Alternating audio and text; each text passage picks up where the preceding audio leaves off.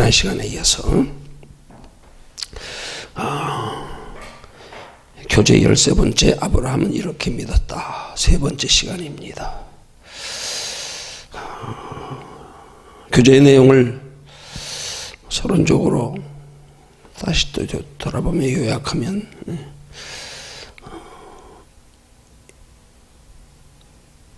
이 로마서의 기록자인 사도 바울이 성경적인 복음적인 구원론 믿음은 어떤 믿음인가를 아브라함의 예를 들어서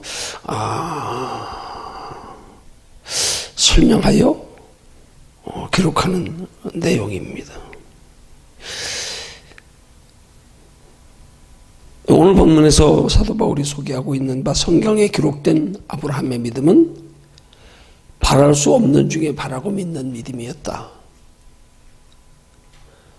또 아브라함의 믿음은 도저히 불가능한 것을 인간으로서는 납득할 수 없는 현실의 상황을 받아들임으로 믿는 믿음이었다. 또 아브라함의 믿음은 하나님의 약속의 말씀이기에 그 말씀의 실현 가능성을 보고 믿은 것이 아니라 하나님이 약속하셨기에 믿었다. 그렇기 때문에 아브라함의 믿음은 복음적인 믿음이다. 성경적인 믿음이다. 그걸 이제 이 교재에서 강조하는 그런 내용의 우리 성경 공부를 지난 2시간에 걸쳐서 아브라함은 이렇게 믿었다 하는 제목으로 살폈습니다. 오늘 이제 세 번째 시간인데요. 항목 8번째입니다. 자, 8번째 항목에 보니까 예수를 믿는 믿음은 그것이 크든 작든 엄청난 기적이다. 이 기적을 일컬어서 하나님의 은혜라고 한다. 우리가 예수 믿는 것은 바랄 수 없는 중에 바라고 믿은 아브라함의 기적이 우리에게도 일어난 것을 의미한다. 비록 우리의 믿음이 나약할지라도 그 믿음을 과소평가해서는 안 된다. 아무리 작은 믿음이라도 참 믿음이라면 그것은 최대의 기적이다.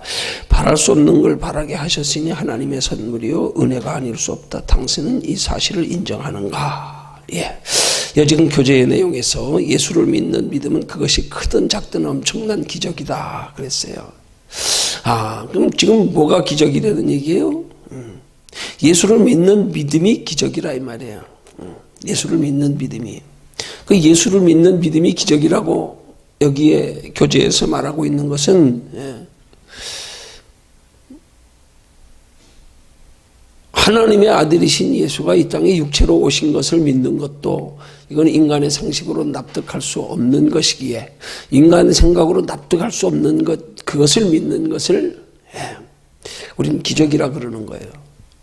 더하여서 그 예수님이 이 땅에 육체로 오셔서 십자가에 못 박혀 죽으시고 장사한 지 사흘 만에 다시 살아나셨다. 이 사실을 믿는 것 그것 또한 인간의 상식으로는 도저히 납득이 안 되는 것을 우리가 믿기 때문에 기적이라 그러는 거예요. 그러니까 지금 우리가 예수를 믿는 것이 기적이라고 하는 것은 한마디로 설명하면 우리 인간의 생각으로서는 믿어질 수 없는 것 이걸 믿는 것 더하여서 그 믿음은 하나님이 우리에게 주시지 않고는 우리가 믿어질 수 없는 것이기에 그걸 성경은 기적이라 그러는 거예요. 그러니까 그게 작든 크든 상관없다 이 말이에요. 내 생각이 아니라 하나님이 주시는 생각으로 믿어지는 거, 인간의 상식을 초월하여 믿어지는 거, 우리가 볼 땐 도저히 납득이 되지 않고 불가능한 것이 믿어지는 거, 이게 기적이라 이 말이에요. 그게 기적이라 이 말이에요. 그런데 이 기적을 하나님의 일컬어서 하나님의 은혜라고 하는 것은 이게 믿어지는 것은 전적으로 우리 의지로는 믿어질 수가 없는데 하나님이 우리에게 믿음을 주시기 때문에 우리가 이런 믿음을 얻기 위해서 우리가 할 수 있는 것이라고는 아무것도 없기 때문에 또 이런 믿음을 가지기 위해서 우리가 아무것도 한 것이 없기 때문에 그래서 기적이라 그러는 거예요. 오직 하나님이 행하신 일이고 오직 하나님이 믿음을 주셔야만 가능한 것이기 때문에 기적이에요. 기적은 하나님이 행하시는 일이 기적이에요. 한마디로 표현하면. 예. 우리가 할 수 있는 일은 기적이 아니에요. 인간의 상식으로 이루어질 수 있는 건 기적이 아니에요. 오직 하나님이 행하시는 일. 예. 그것이 믿어지든 안 믿어지든 그게 중요한 게 아니야. 그 일을 하나님이 행하셨기 때문에 우리는 기적이라 그러는 거예요.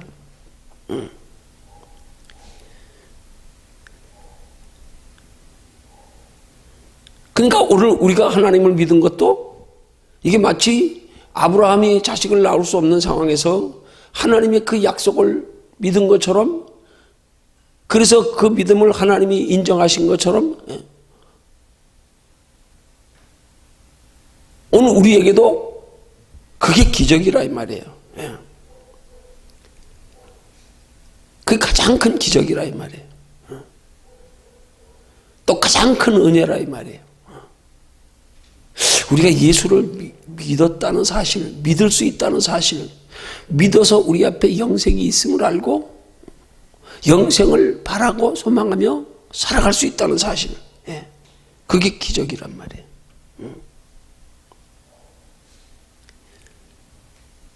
당신은 이 사실을 인정하는가 그랬어요. 물론 인정하니까 우리가 믿지요. 근데 중요한 건 뭐예요? 당신은 이 사실을 인정하는가 하는 질문 앞에서 우리가 깊이 생각해 볼 것은, 이 믿음이 어떻게 가능했는가를 우리가 한번 깊이 생각해 보고 진짜 다시 한번 우리 마음속에 깊은 어떤 깨달음으로, 공감으로 이게 다시 한번 인정되어져야 된단 말이에요. 우리 종종 신앙생활하다 보면 그렇잖아요.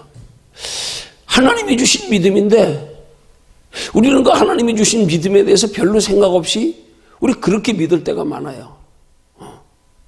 때로는 그냥 습관적으로 믿을 때가 많고 생각 없이 믿을 때가 많아요. 한번 생각해보면 하나님이 주신 이 믿음은 엄청난 건데 이게 어떻게 믿어질 수 있을까? 우리는 당연하게 여기지만 믿지 않는 세상 사람들의 편에서 볼 땐 이건 보통 일이 아니에요. 이건 예수쟁이들 미친 거예요. 한마디로. 어떻게 그 상식도 안 되는 걸. 그러니까 우리가 그걸 믿었다는 사실이 대단한 건데 우리는 믿으면서도 이 믿음에 별로 감동이 없어요. 그 어느 때부턴가 그냥 믿는 거예요. 습관적으로 생각 없이.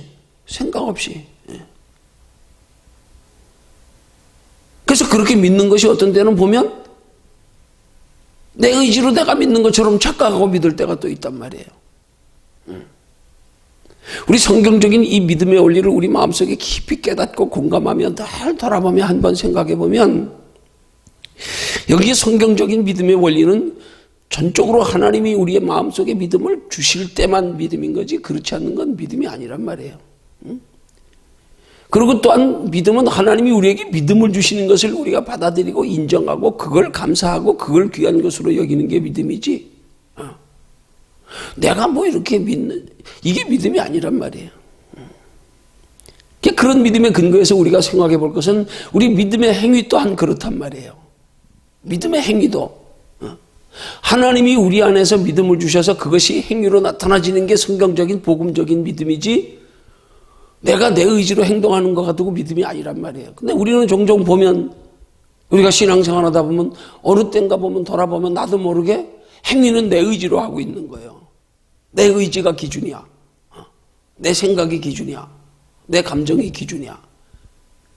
근데 그렇게 하는 것까지는 괜찮은데 그걸 사람은 누구라도 다 그렇게 행동할 수 있는 거예요. 근데 문제는 그걸 믿음에 대입시키고 있으니까 문제란 말이에요. 믿음의 정의는 그게 아니란 말이에요. 믿음은 오직 내 안에서 하나님이 행하시는 거, 하나님이 마음과 생각을 다스려 주장하셔서 그게 믿어질 수 없는 건데 믿어지는 거, 할 수 없는 건데 하게 되는 거, 하고 싶은 마음이 없는데 하고 싶어지는 거, 너희 속에서 행하시는 이가 하나님이시라 빌립보서 2장 13절에 말씀한 것처럼 오직 모든 우리의 말과 생각과 행동의 주체가 하나님이 돼야 되는데 우리의 말과 생각과 행동이 하나님의 주체가 되지 않고 있음에도 불구하고 우린 그걸 믿음으로 여길 때가 자주 있단 말이에요. 그래서 그 믿음에 우리가 실족할 때가 얼마나 많은지 몰라요. 그 믿음에 착각하고, 그 믿음에 낙심하고, 그 믿음에 교만하고, 그 믿음에 부끄러워하고, 그 믿음에 자랑하고, 그럴 때가 얼마나 많은지 몰라요. 그러다 보면 어느 때인가 보면 믿음은 내게 달려 있는 거네. 믿음의 근본은 하나님인데 내가 기준이 되고 있어. 내가. 그리고 내가 기준이 된 걸 내가 믿음으로 알고 있는 거예요. 이게 문제라 이 말이에요. 그래서 우리는 믿음에 대해서 자주 우리는 생각을 해봐야 되는 거예요. 성경적인 믿음은 내 속에서 하나님이 주시는 생각을 믿는 것이고, 하나님이 주시는 생각을 따라 말하고 행동하는 것이 믿음이고, 그렇다고 한다면 오늘 우리가 믿음으로 하는 신앙생활은 철저히 하나님 안에서 내가 없어지는 거예요. 내가 없어지는 거예요. 사도 바울은 그걸 깨달았기 때문에 나는 날마다 죽노라 그러는 거예요. 그 날마다 죽노라 하는 말의 의미가 뭐예요? 하나님이 주시는 믿음이 내 믿음이 되지 않기 위해서, 그가 하는 모든 행위들이, 그가 모든 살아가는 삶의 모든 일들이 내가 하는 것이 되지 않게 위해서, 그러기 위해서는 내 생각을 죽여야 된단 말이에요. 그 나는 날마다 죽노라. 왜? 내가 죽어야 하나님의 생각이 내 속에서 역사하니까. 내가 죽어야 믿음의 주체를 나라고 착각하지 않으니까. 이런 믿음의 원리를 우리가 안다고 하면 우리 신앙생활의 태도가 달라져야 되는 거예요. 근본적으로. 그러면 거기서 우리는 어린아이 같은 믿음이 이해가 가는 거예요. 어린아이는 쉽게 말하면 자기 의지가 없어요. 쉽게 말하면 자기 분별이 없어요. 자기라는 자아의식도 강하지 않아요. 그냥 본능적으로 늘 엄마 바라보고 의지하는 거 그냥. 어린아이들은 단순한 게 뭐냐면 자기 생각을 그렇게 자기가 깊이 생각하지도 않고, 자기 생각에 자기가 자책하거나 자기가 교만하거나 우쭐하지도 않고, 그건 단순한 거란 말이에요. 우리 신앙도 이런 성경적인 복음적인 우리 신앙의 자세가 이 믿음의 원리가 바로 깨달아지고 나면 그럼 우리 신앙생활이 쉬워진단 말이에요. 그거 가지고 뭐 머리가 복잡해질 게 하나도 없어요. 왜? 믿음은 내 안에서 하나님이 행하시는 거니까. 너희 속에서 행하시는 이가 하나님이시다. 하나님이 우리 속에서 행하시게 하기 위해서 사도 바울은 나는 날마다 죽노라. 하나님이 내 안에서 행하시는 거니까 하나님이 내 안에서 행하시지 않으면 그럼 우리 할 수 없는 거예요. 그러면 하나님이 내 안에서 행하시지 않아서 우리 할 수 없는 건데 그걸 가지고 우리가 왜 우리를 판단하냐 이 말이에요. 죽은 사람이 뭘 죽은 거에 대해서 자기 자신에 대해서 나 죽었기 때문에 안타까워하고 뭐 자책하고 아니란 말이에요.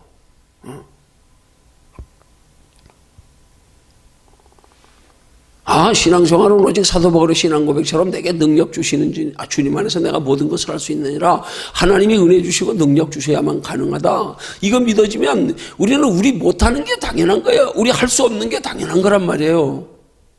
그러면 우리 신앙은 오직 마치 어린아이가 부모를 의지하듯이 우리는 오직 하나님만 의지하는 것밖에 없는 거예요.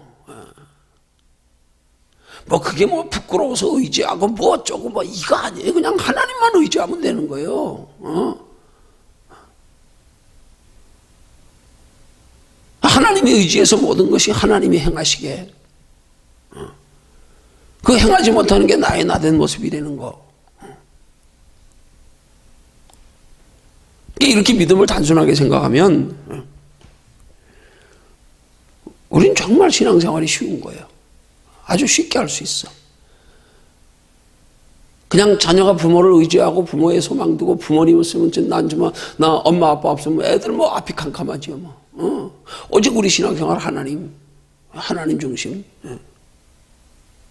못하는 것 가지고 나 볼 것도 없고 나는 본래 못하는 건 존재니까.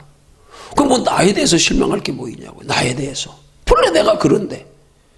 우리는 그런 모습에서 하나님이 나와 함께 하시지 않는 거, 하나님이 내게 힘 주시지 않는 거, 은혜 주시지 않는 거, 믿음 주시지 않는 거, 우리는 그것만 바라보면 되는 거예요. 하나님만 의지하고 하나님만 바라고 하나님께만 소망 두고, 우리 연약함을 절감하면서 하나님만 의지하고 소망 두고 하나님께 도움 구하고 하나님 나 좀 도와주세요. 우리 이것만 있으면 되는 거란 말이에요. 아니, 물에 빠진 사람이 뭘 지금 체면 생각합니까? 그냥 살려주세요 하는 거 하나밖에 없지.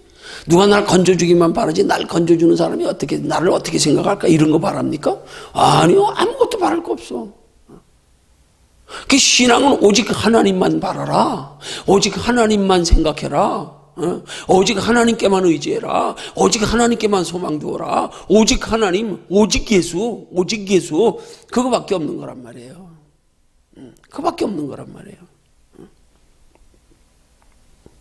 그 믿음은 다 거기서부터 출발돼야 하나님이 인정하시는 믿음이란 말이에요.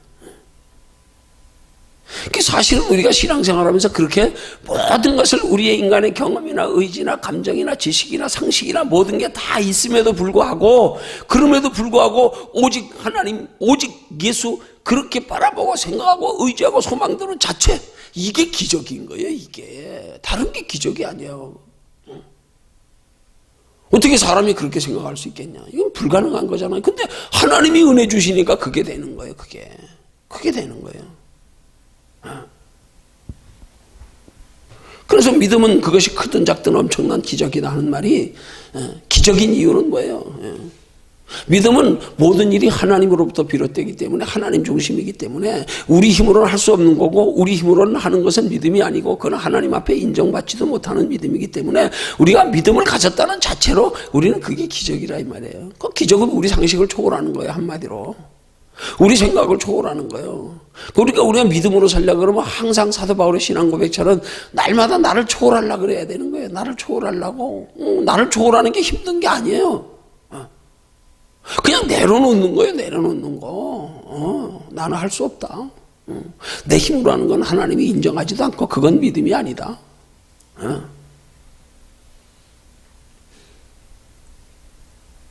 그래서 이런 믿음의 정의를 잘 알고 우리 신앙생활이 어떻게 보면 단순해져야 되는 거예요. 그냥 하나님만 바라봐야 되는 거예요. 하나님만.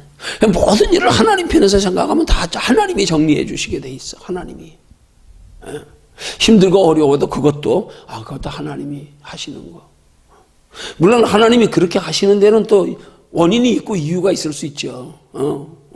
내가 하나님을 온전히 의지하고 소망두고 잘 따랐더라면 그렇지 않을 수도 있어요. 그렇지만 내가 하나님을 온전히 의지하고 소망두고 따르지 않아서 내게 그렇게 때로는 우리에게 힘든 일이 생길 수도 있어요. 그렇지만 그렇다고 해서 우리가 하나님 앞에서 뭐 다른 생각할 게 없어. 우린 본래 그런데 뭐 본래 그런데 뭐. 그러니까 거기서 우리가 깨달아야 될 건 내가 오직 하나님을 의지하고 하나님께만 소망 두어야 되는데 하나님을 의지하고 소망 두지 않아서 그랬구나. 그것만 깨달으면 되는 거예요. 그것만. 그걸 가지고 뭐 환경 보고 사람 보고 뭐 내가 어떻게 행동해서 그렇고 뭐 상대적으로 뭐 이루고 바라보고 아니요. 그거 아니에요. 원인을 엉뚱한 데서 찾으려고 그럴 필요 없어요. 오직 하나님과 내가 하나님을 더 의지하지 않아서 그렇구나. 내가 하나님을 더 가까이 하지 않아서 그렇구나. 내가 하나님께 소망 두지 않아서 그렇구나. 오직 답을 하나님께서만 찾으면 되는 거예요. 다른 것에서 찾다 자빠진단 말이에요. 다른 것에서. 말 그대로 신앙은 오직 하나님 중심이에요. 그러니까 우리가 신앙 안에서 사는 사람은 모든 것이 다 하나님과 연결돼야 되는 거예요. 잘한 것도 하나님과 연결, 못한 것도 하나님과 연결. 그런 잘한 것도 하나님과 연결하면 자랑할 게 없고, 하나님이 되게 해주신 건데 뭐 자랑할 게 뭐 있어요. 못된 것도 하나님 편에서 바라보니까 그래 내가 하나님 바르게 의지하지 못했어. 하나님 가까이 하지 않고 하나님께 소망 두지 않아서. 그러면 다른 거 생각할 필요 없는 거예요. 그냥. 그러면 그냥 다시 또 하나님 의지하게 되고 찾게 되고. 오직 하나님 의지하지 않고 하나님께 구하지 않고 하나님 소망 두지 않은 것 때문에 그냥 하나님 앞에 부끄러워도 하나님 앞에 부끄럽고 사람 앞에 부끄러운 게 아니라 그게 신앙이란 말이에요. 오직 하나님.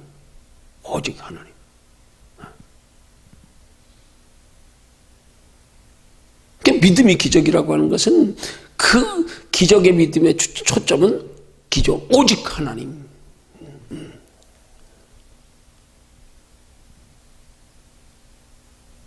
그걸 사도 바울은 고백하기를 이제는 나 사는 것이 아니요 내 안에 그리스도가 사신다 그러는 거 아니에요. 내 안에 그리스도가 사신다. 그럼 내 안에 그리스도가 사신다는 말의 의미가 뭐겠어요? 내 생각도 주님이 다스려 주장하신다는 사실을 시인하는 것과 같은 거예요. 내 안에 계신다. 여기서. 모든 건 내 안에 주님이 계시니까 내 안에 계시는 주님 의지하고 사는 거. 이제는 주님이 내 안에 계시기 때문에 사는 것도 나를 위해 살지 않고 주를 위해 사는 거. 내 안에 주님이 계시기 때문에 이제 내 안에 계시는 주님이 하지 않으면 나는 아무것도 할 수 없다는 거. 내 안에서 주님이 사시게 하기 위해서 나는 날마다 죽기를 힘쓰는 거, 사도 바울처럼.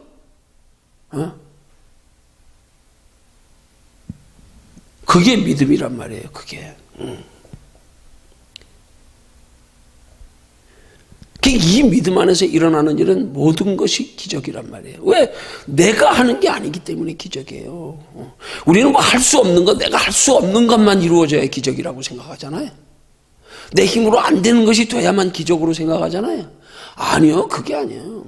내 힘으로 할 수 있는데도 내 힘으로 하지 않고, 그래서 내 속에서 주님이 행하시게 해서 그 일이 주님으로 말미암아 이루어지는 일은 작은 일이든 큰 일이든 기적이라 이 말이에요. 그게. 나도 할 수 있어요. 나도. 주님께 맡기지 않고도. 나도 할 수 있어. 주님께 맡기지 않고도 나도 나 사는 문제, 먹고 사는 문제 내가 해결할 수 있어. 근데 주님과 상관없이 내가 하는 건 신앙이 아니란 말이에요. 그건 믿음이 아니란 말이에요. 그건 복음이 아니란 말이에요. 그러나 내가 할 수 있음에도 불구하고 내가 하지 아니하고 내 안에 계시는 주님 의지에서 주님이 도와주시고 주님이 행하시게, 주님이 지혜 주시고, 그렇게 해서 주의 이름으로 행하는 일은 이게 다 기적이란 말이에요. 이게. 우린 자꾸 기적을 우리 안에서 주님이 행하시도록 하는 일에 힘쓰는 것으로 우리의 삶에 기적을 체험하려고 그래야 되는데, 우린 자꾸 내가 뭘 어떻게 하는 것으로 이 환경을, 이 주어진 일들을 내가 어떻게 처리하고 내가 어떻게 행동하고 이 생각만 하고 있으니까 이게 문제란 말이에요. 이렇게 행동하지 않기 위해서 필요한 게 사도 바울의 고백처럼 나는 날마다 죽노라가 돼야 되는 거예요. 뭐든지 하나님 편에서 생각하고 하나님의 이름으로 하나님이 행하시게, 내 마음도 다스려 주장하시게, 나를 위해서 아니가 주를 위해서 뭐든지 하나님 보시기에 어떨까. 그래서 내 안에서 하나님이 행하시는 일은 다 큰 일이다. 내 안에서 행하시는 일은 다 기적이다.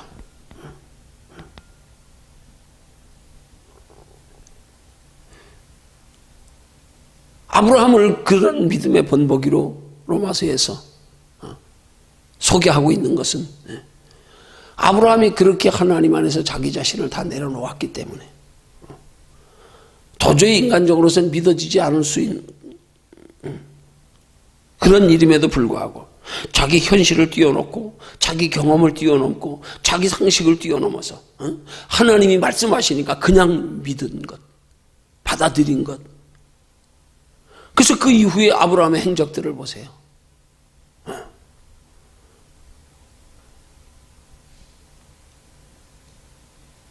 그 아들 이스마엘, 여종 하갈, 하나님이 쫓아내버리니까 그냥 쫓아내버리고,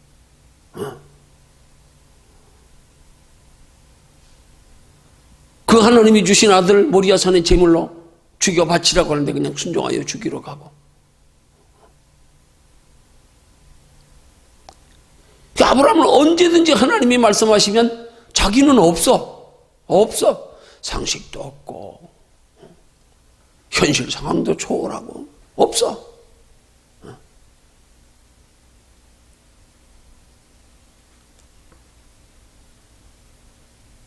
우리가 우리 의지로 초월하는 게 아니라 내 속에서 하나님이 중심이 되면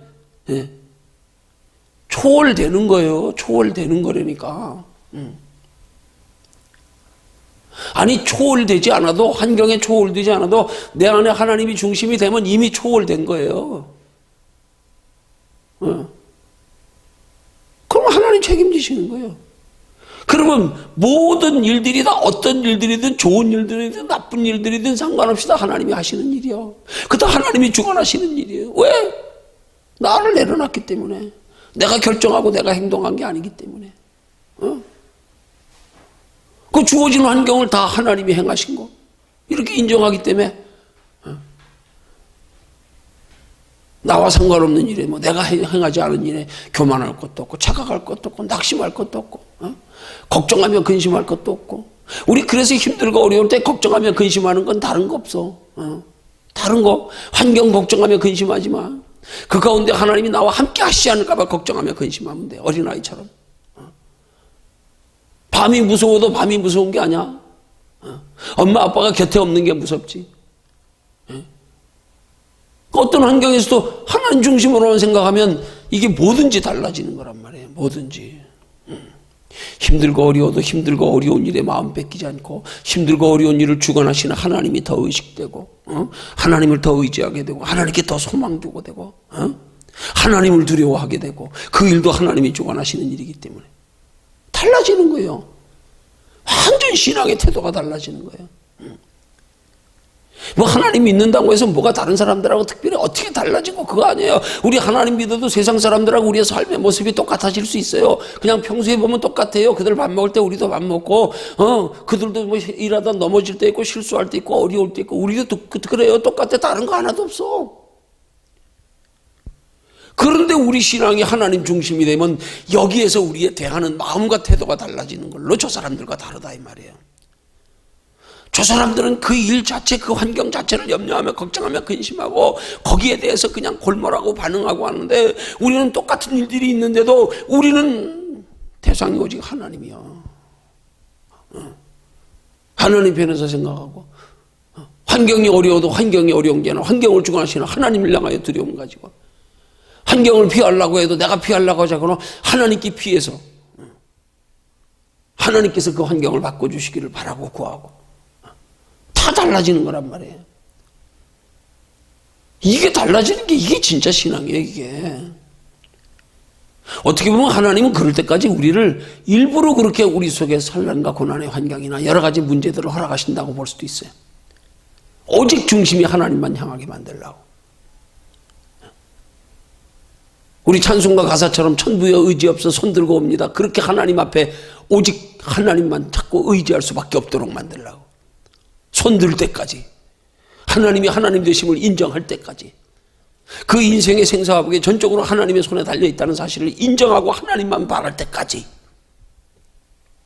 일부러 하나님이 그런 환경을 허락하실 수도 있단 말이에요. 아니 그렇게 허락하신다고 나는 생각을 하는 거예요. 왜? 그래야 생사화복을 주장하시는 하나님이시지. 내 인생의 생사화복 하나님이 주장하신다. 하나님이 주장하신다. 우리가 우리 인생의 생사화복을 하나님이 주장하신다고 생각하면 우리 인생의 생사화복을 가지고 항상 뭘 생각해야 돼요? 하나님만 생각하는 거 아니에요. 생사화복 하나님 주장하시니까 이것도 하나님이 저것도 하나님이 이 중심 되면 된 거예요. 그럼 된 거예요. 그러면 그때부터 힘들고 어려워도 하나님 힘들고 어려운 속에도 감당할 힘을 주시고 때로는 마음과 생각을 다스려 주장하셔서 위로 소망 주시고 때로는 거기서도 만족 주시고 때로는 거기서도 하나님이 무언가를 깨닫게 하셔서 하나님과의 관계를 새롭게 하시고 너 이제 알겠지? 뭐든지 하나님. 뭐든지 하나님. 우리 인생을 하나님이 그렇게 주장하신다는 사실에 대한 의식과 믿음만 있으면 태도가 달라지는 거예요. 무슨 일에도 사람을 보지 않아. 하나님 먼저 보지. 하나님 눈치 먼저 보고. 무슨 일에도 하나님 편에서의 길을 찾으려고 그러고 원인을 찾으려고 그러고 무슨 일에도 하나님 방법으로 해결하려고 그러고 이게 달라진단 말이에요. 이게 하나님 이것만 원하시는 거예요. 근데 우리 자꾸 우리의 삶실에 뭐가 되면 이렇게 하나님 중심이 돼야 되는데 하나님은 뒷전으로 옆으로 제껴놓고 뭘 누구 생각하고 누구 바라보고 내가 어떻게 하고 뭐 이루고 뭐 내가 무슨 뭐 방법 뭐 어디 찾을 길 해결할 길 이루고 앉았으니까 이게 문제란 말이에요. 무조건 우리의 삶에 여러 가지 문제가 생기면 먼저 중심에 하나님 모셔드리는 거 딱 여기서부터 출발하는 거. 이게 돼야 되는데 우리는 뭐가 생기면 하나님 옆으로 둬놓고 이제 뭐 사람 보고 환경 보고 어떻게 할까 뭐 이것저것 생각하고 뭐 인간관계 생각하고 저 사람이 나를 어떻게 생각할까 뭐 전부 지금 이러고 생각하고 앉는 거예요 이게. 그러니까 우리 생각이 하나님 중심에 여기 딱 있어서 하나님이 주관하시게 해드리고 하나님만 의지하고 하나님 편에서 바라보고 생각하고 이게 벗어나는 순간부터 여길 뭐가 사로잡기 시작하는 거예요? 사탄 마귀가. 여기. 그때부터 막 부정적인 생각들이 떠오르기 시작하고 인간적인 생각, 점점점 하나님이 멀어지게 하는 생각들로 끌고 가기 시작하는 거란 말이에요. 항상 우리 속에 무슨 일이든지 하나님 중심에 딱 그러고 나서 그 중심 속에서 하나님이 주시는 마음, 생각 항상 그게 출발점이 되게. 그게 믿음이야. 그게 믿음이야.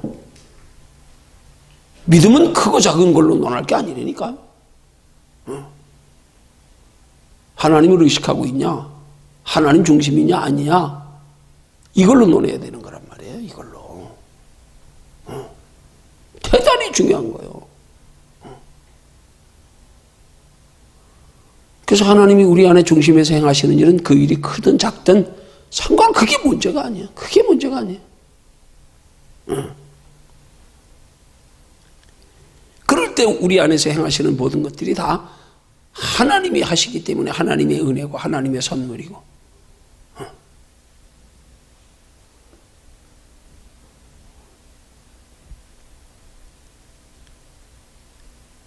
자, 9번째로 여기서 우리가 주목해야 할 게 하나 있다.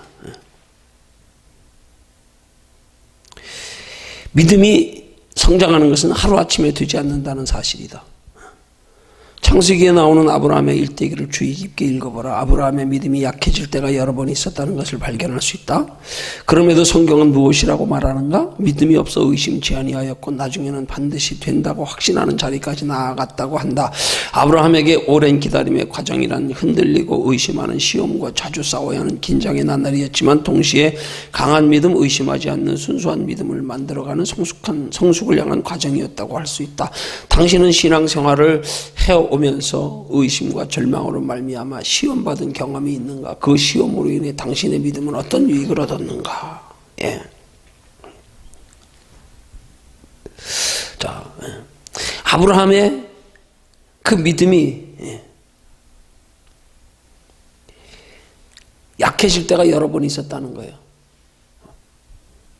아니 그건 비단 아브라함의 믿음뿐만이 아니라 우리도 마찬가지야. 똑같아요. 아브라함이나 우리나 뭐 성정이 뭐 다를 거 없어. 엘리야는 우리와 성정이 같은 사람이래. 똑같아요.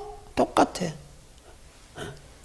그러나 중요한 것은 우리 믿음이 여러 번 그렇게 약해지고 흔들릴 때가 있을 때마다 얼마나 너는 하나님 중심으로 다시 중심을 잡느냐, 그게 중요한 거예요.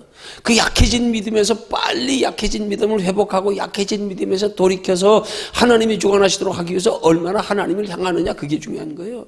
오뚜기나 마찬가지예요. 중요한 거는 그 중심에 딱 축이 중요한 거지. 예? 흔들리는 거 별거 아니에요. 그거 조금 지나면 다시 잡혀. 조금 지나면 별거 아니에요. 우리가 항상 하나님 중심으로 바라보기만 하면 약했던 믿음도 다시 온전해지고 약했던 믿음도 온전해지고 수시로 흔들려도 항상 중심만 하나님 중심이 돼 있으면 된다 이 말이에요. 약한 중에서도 믿음 흔들리는 중에서도 하나님 중심. 예? 그렇게 자꾸 우리 훈련이 돼야 된단 말이에요. 습관이 돼야 된단 말이에요. 그러니까 무슨 일이 생겨, 예를 들어서 우리가 삶의 생활 속에 뭐 여러 가지 힘들고 어려운 일이 있을 때 보면 우리가 믿음이 약해져서 하나님이 원하시는 자리에 있지 못해서 사탄 마귀에게 까불려 흔들려 믿음 떨어져서 흔들릴 때도 있단 말이에요. 그 흔들릴 때는 믿음 떨어져 있어도 그 흔들릴 때 빨리 하나님을 향하라 이 말이에요. 빨리 무슨 일이든지 하나님 바라보고 하나님 의식하고 전에는 하나님 의식하지 않고 떠나 있다가 그래서 뭐 우리에게 때로 힘들고 어려운 고난의 문제가 생겼다. 고난의 문제가 생겨서 깨달아질 때 그때 빨리 하나님 의식하란 말이에요. 이게 습관이 돼야 된단 말이에요. 그게 중요한 거예요. 우리 흔들리는 게 중요한 게 어떤 면에서 보면 그 흔들림 때문에 우리 믿음이 견고해지는 거예요. 아브라함도 그렇게 해서 그 일상의 믿음이 약해지고 흔들릴 때가 많았지만 아브라함은 믿음이 흔들릴 때마다 하나님 중심이었기 때문에 다시 바로잡히고 다시 바로잡히면서 더 견고해지고 더 깊어지고요. 믿음이요. 어?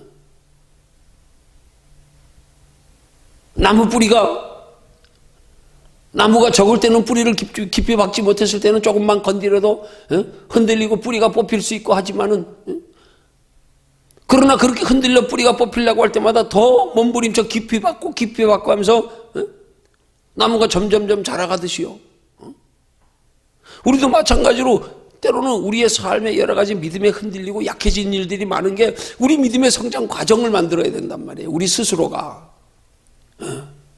그 믿음에 흔들리는 게 우리가 그 믿음에 흔들리는 가운데서 하나님만 의지하고 자꾸 돌이키고 또 하나님 바라보고 또 하나님 편에서 생각하고 그야 또 내가 하나님 품에 떠났나 봐. 자꾸 그렇게 하다 보면 그게 도리어 우리 믿음을 견고케 한다고요. 그게.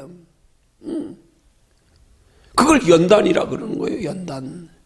근데 우리가 그렇게 흔들리는 과정에서도 여전히 믿음 떨어진 채로 하나님 편에서 바라보고 생각하고 하나님 품 달려들지 않고 찾지 않으면 이건 영영영 믿음에서 자꾸 떨어져 나가는 거란 말이에요. 우리가 언제든지 우리는 연약하고 부족해서 믿음에서 넘어질 때 있고 약해질 때 있어도 항상 그럴 때마다 하나님 찾고 하나님 의지하고 하나님께 구하고 하나님께 소망 하나님 의식하고 그러다 보면 점점점 믿음은 오히려 한 번씩 흔들릴 때마다 믿음이 더 깊어진단 말이에요. 그럴수록 뿌리를 더 깊이 박는단 말이에요. 응? 마치 토종닭 알 품었을 때 그냥 그 알 뺏으려고 막 쫓아내려고 그냥 막대기 가지고 휘저으면 막 토종닭이 더 기를 쓰고 막 땅을 파가면서 그냥 안 뺏기려고 알 안 뺏기려고 파고들듯이요. 우리의 삶에 힘들고 어려운 일이 있을 때 더 하나님을 찾고 더 하나님을 의지하고 하나님 편에서 바라보고 생각하고 딴 데로 향했다가도 또 다시 또 하나님이죠. 다시 또 하나님으로 향하고 또 하나님 먼저 두려워하고 항상 이게 되면은 그게 오히려 우리 믿음을 견고케 한다니까요. 갈수록. 하나님 종종 우리에게 환난과 고난을 허락하시고 여러 가지 힘든 일들을 허락하시는 것들이 다 우리 믿음 견고케 하기 위한 흔들림이란 말이에요. 흔들어야 땅이 빤 넘어지려고 깊이 빤 땅에 뿌리 박지 점점점. 근데 그렇게 흔들 때 우리가 하나님 중심이 돼야 되는데 하나님 편에서 바라보고 생각하고 늘 하나님 편에서 흔들릴 때마다 아차하고 하나님 바라봐야 되는데 이게 흔들릴 때마다 딴 데 보고 앉았으니까 이게 문제가 되는 거란 말이에요. 이게. 그러니까 우리가 믿음이 성장하는 건 하루아침에 되지 않아요. 그렇지만 사실은 믿음의 근본은 간단한 거예요. 그건 우리가 믿음 성장하려고 그러지 않아도 돼. 그냥 우리는 그냥 하나님만 바라보는 게 중심만 어린아이처럼만 어린아이 같은 믿음 가져라. 어린아이 같으면 무슨 성장하는 아니 본능적으로 하나님 의지하고 찾는 거예요. 본능적으로 늘 하나님. 거기서 믿음이 자라가는 거예요. 아니 자라가는 건 그냥 하나님 중심만 돼 있으면 자연적으로 그냥 흔들리지 않고 다음번에 그만큼 덜 흔들리는 것뿐이지. 그러니까 우리가 믿음 자라가는 걸 믿음 자라가는 어떤 현상으로 보려고 그러지 말란 말이에요. 믿음 자라가서 뭐가 잘 되고 믿음 자라가서 신앙생활이 좀 더 성숙해지고 믿음 자라가서 시험에도 금방 상처 안 받고 아니 그거는 그냥 현상에 불과한 거예요. 그게 중요한 게 아니야. 그러다가 두고 믿음 중심 안 됐으면 언제 자빠질지 몰라. 그거 아무 소용없어. 그게 중요한 게 아니에요. 믿음의 뿌리, 근본, 어린아이 같은 믿음. 어린아이 같은 믿음. 이 믿음만 굳건히 붙들고 있어라. 이거는 믿음이 성장해 가기 때문에 그게 아니에요. 하나님이 이 안에서 늘 하나님 중심의 생각. 하나님 중심의 생각이 우리 속에 늘 있을 수는 없지만은 어린아이처럼 조금만 무서워도 엄마 생각이 먼저 나듯이, 엄마 먼저 찾듯이, 그것만 되라 이 말이에요. 그것만. 그러면 거기서 점점점 우리 믿음이 견고해져 가기 시작하는 거란 말이에요. 그 견고해져 가는 게 뭐예요? 그게 나무로 말하면 성장해 가는 것과 똑같은 거란 말이에요. 그래서 웬만큼 바람에도 흔들리지 않고, 전엔 자주 흔들렸는데 흔들리지 않는 거. 흔들린다 그래도 어린아이처럼 우리 중심만 하나님 향해 있으면 하나님 흔들리는 것까지도 합력하여 선을 이루셔. 내 믿음 경고케 하시고. 그래서 하나님 중심이 우리의 뿌리가 되는 거, 이게 대단히 중요한 거란 말이에요. 그걸 찬양 가사가 내 주님 없이 난 못 살아. 이것만 되면 된단 말이에요. 이것만. 어떤 면에서는 우리가 그런 신앙이, 굳건한 신앙이 되게 하려고 하나님 우리 자주 흔드시는 거예요. 그 중심의 기본의 뿌리를 깊이 받게 하려고. 그러니까 사실 우리 믿음이 성장하는 거 하루아침에 되는 건 아니지만, 여러분, 믿음 성장하는 걸 우리 한번 생각해 보면, 우리 신앙생활에서 믿음 성장해야 되는 이유가 뭘까? 이거 굉장히 중요한 원리 깊이 생각해야 돼요. 믿음 성장하는 게 뭘까? 그럼 믿음 성장하는 거하고 믿음 성장하지 않는 건 뭔 차이가 있을까? 만약에 믿음 성장하는 게 우리 구원의 여부를 결정하는 거라 그러면, 그럼 복잡해지기 시작하는 거예요. 이제 복잡해지기 시작하는 거예요. 그럼 어디까지가 구원받는 믿음이냐? 어디까지 성장해야? 어디까지? 이게 복잡해지기 시작하는 거예요.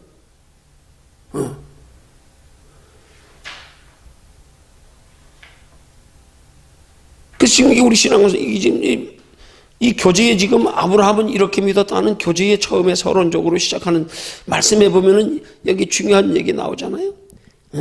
첫 시간에 우리 살펴봤던 거, 죄인 핫지스라고 하는 델라스 신학교 교수하고, 그 다음에 메가더 목사하고, 두 사람의 구원관에 대한 서로 다른 주장에 대해서, 논쟁에 대해서 다룬 이야기. 죄인 핫지스라고 하는 델라스 신학교 교수는 오직 구원은 믿음으로, 메가더 목사는 행함이 있어야 구원받는다. 따더러 주여 주여 하는 자마다 다 천국에 들어갈 것이요 아니요 다만 하늘에 계신 내 아버지의 뜻대로 들어가야 된다. 뜻대로 행하는 자라에 들어간다. 구원받는 믿음은 오직 예수 그리스도를 믿는 믿음, 아니 행함 없는 믿음은 구원 못 받는다. 이것 가지고 논쟁하고 있다. 지금 이 시대에도 지금 그런 논쟁이 얼마나 많아요. 지금 어디 구원에만 논쟁이 있어요? 하나님 나라에 칭찬상금 면류관인데 논쟁이 얼마나 많아요. 얼마나 논쟁이 많냔 말이에요. 어떤 사람들은 예수 믿으면 그냥 오직 예수 구원받았으면 됐대요. 하나님 나라 상 인정 안 해요. 누구나 다 예수 믿으면 다 하나님 나라에 상이 있다는 거예요. 아니 그러면 예수 믿어서 다 상 받은 건 상이 아니지. 그게 무슨 상이에요? 다 똑같이 받는데 무슨 상이야 그게. 그건 상이라고 말하면 안 되지. 아니 선물이라고는 말할 수 있어. 선물. 왜? 하나님의 선물은 누구에게도 줄 수 있으니까. 그렇지만 상이라고 하는 말은 틀리는 거예요. 특별히 더 잘한 사람에게 주는 게 상이란 말이에요. 그럼 상이 필요 없잖아요. 하나님 나라에 상을 인정하지 않으니까, 구원받으면 다 동일하다고 생각하니까 이제 문제가 어떻게 되느냐. 그렇게 되니까 그러면 구원받는 믿음이 되기 위해서 행위까지 포함시키게 되는 거예요. 그럼 단순히 예수만 믿으면 구원받는다고 주장하면 어떻게 되는 거예요? 그때부터는 성도들에게 열심히 신앙생활을 독려할 이유가 하나도 없잖아요. 명분이 하나도 없잖아요. 믿어 구원받았어. 그러니까 하나님의 나라의 상을 얘기하지 않는 사람들, 하나님의 나라에 상이 없다는 사람들은 구원을 예수 그리스도를 믿는 믿음만 가지고 되지 아니하고 우리의 행위까지도 포함시킨단 말이에요. 대부분이. 그러면 도대체 예수님의 십자가 못 박혀 돌아가심에 그 구속의 보혈의 공로, 그 보혈의 그 어떤 효력, 이게 어떻게 되는 거예요? 그럼 예수님 십자가만 가지고 구원이 부족하 되는 얘기네. 마치 초대교회에 예수가 공생애를 마치시고 부활하시고 초대교회가 시작되면서 많은 율법을 지키던 사람들이 예수를 믿으면서 자기들이 전해 가지고 있던 율법관 가지고 예수만 믿으면 가도 되는 거다, 율법도 지켜야 된다 하듯이요. 그럼 예수의 구원이 어떻게 되는 거냐 이 말이에요. 얼마나 효력이 없어지는 거예요. 예수님 십자가에 못 박혀 돌아가시고 죄 문제 해결하시고 하나님과 우리 사이 화목된 관계 만드시고 이거 아주 부조가 되는 얘기네. 예수님이 십자가 효력을 완전히 그냥 이건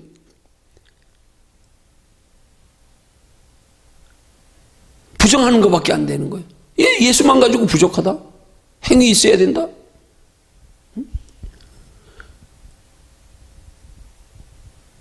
구원의 기준을 예수 믿는 거, 구원의 기준을 행위로, 이 둘 가지고 논쟁하는 것. 그것만 논쟁이 아니란 말이에요. 하나님 나라의 상이 있다 없다 논쟁. 있다 없다 논쟁. 근데 보편적으로 하나님 나라에 상이 없다고 하는 사람들, 하나님 나라 그냥 구원받으면 누구나 다 이렇게 하는 사람들이 이 땅에서 열심 품고 얘기하면서도, 그러면 이 땅에서 열심을 해야 되는 이유와 명분이 뭐냐 이 말이에요. 그것 뚜렷한 설명 못해요. 그럼 저 사람들이 왜 하나님 나라에 도대체 상이 없다고 말하냐? 문제는 뭐야? 핵심이 뭐냐? 가장 중요한 것. 저들이 지금 하나님 나라의 영원한 상을 이 땅의 육신의 축복의 개념과 똑같이 보고 있기 때문에 그렇단 말이에요. 뭐 하나님의 나라에 그런 게 있냐? 하나님 나라에. 여러분, 하나님 나라에, 오늘 내가 아침 편지도 그렇게 보냈지만 하나님 나라의 영원한 상은 우리가 생각하는 이 땅에서의 육신적인 상과는 개념이 틀리고 차원이 틀리는 거란 말이에요. 이 땅에서 누리는 건 사람이 육체를 가지고 있는 동안에, 육체로 잠깐 존재하는 동안에 거의 육체가 누리는 행복이지, 육체가 누리는 즐거움, 기쁨. 하나님 나라에서 누리는 건 육체로 누리는 게 아니란 말이에요. 영으로 누리는 거란 말이에요. 그러면 육체로 누리는 기쁨과 영으로 누리는 기쁨이 어떻게 차이가 있을까? 우리가 한번 생각해 보면 어느 정도 얼핏 답이 나오잖아요. 그것과 개념이 다르다는 거. 생각이, 배불러서, 밥 먹어서 배불러서 즐거워. 맛있는 거 먹으니까 즐거워? 육체가 없는데 뭐 맛있는 거에 대한 즐거움, 이거 차원이 틀리는 거잖아요. 어디 편안하게 좋은 침대에 오니까 편안하고 좋아. 추운데 따뜻한 집에 들어오니까 너무 좋아. 이건 전부 육체가 느끼는 거 아니에요. 그런 것들을 우리 영혼으로 누리는 즐거움하고 차원이 틀린단 말이에요. 차원이. 근데 그걸 육체적인 개념으로 하나님 나라의 상을 생각하니까 뭐 하나님 나라가 먹고 마시고 그런 것도 아닌데 뭘 하나님 나라의 상이 있냐? 상의 개념을 잘못 잡으니까 그러는 거예요. 성경이 그 하나님 나라의 영원한 상에 대해서 명확하게 기록하고 있지 않는 것은 때로는 계시록에 비유적으로 말씀하고 상징적으로 말씀하고, 우리 육체만 가지고 사는 사람들은 이 영적 세계를 우리가 하나님 나라에 가보기 전엔 개념이 안 잡히니까 그런 것뿐이에요. 이해가, 뭘 설명할 길이 없으니까 사도 바울이 3층 전에 끌려올다가 말할 수 없는 말을 들었다고. 이 뭐라고 설명할 길이 없어. 어린아이들에게 뭐 저 비행기가 날아가는, 비행기가 왜 날아가?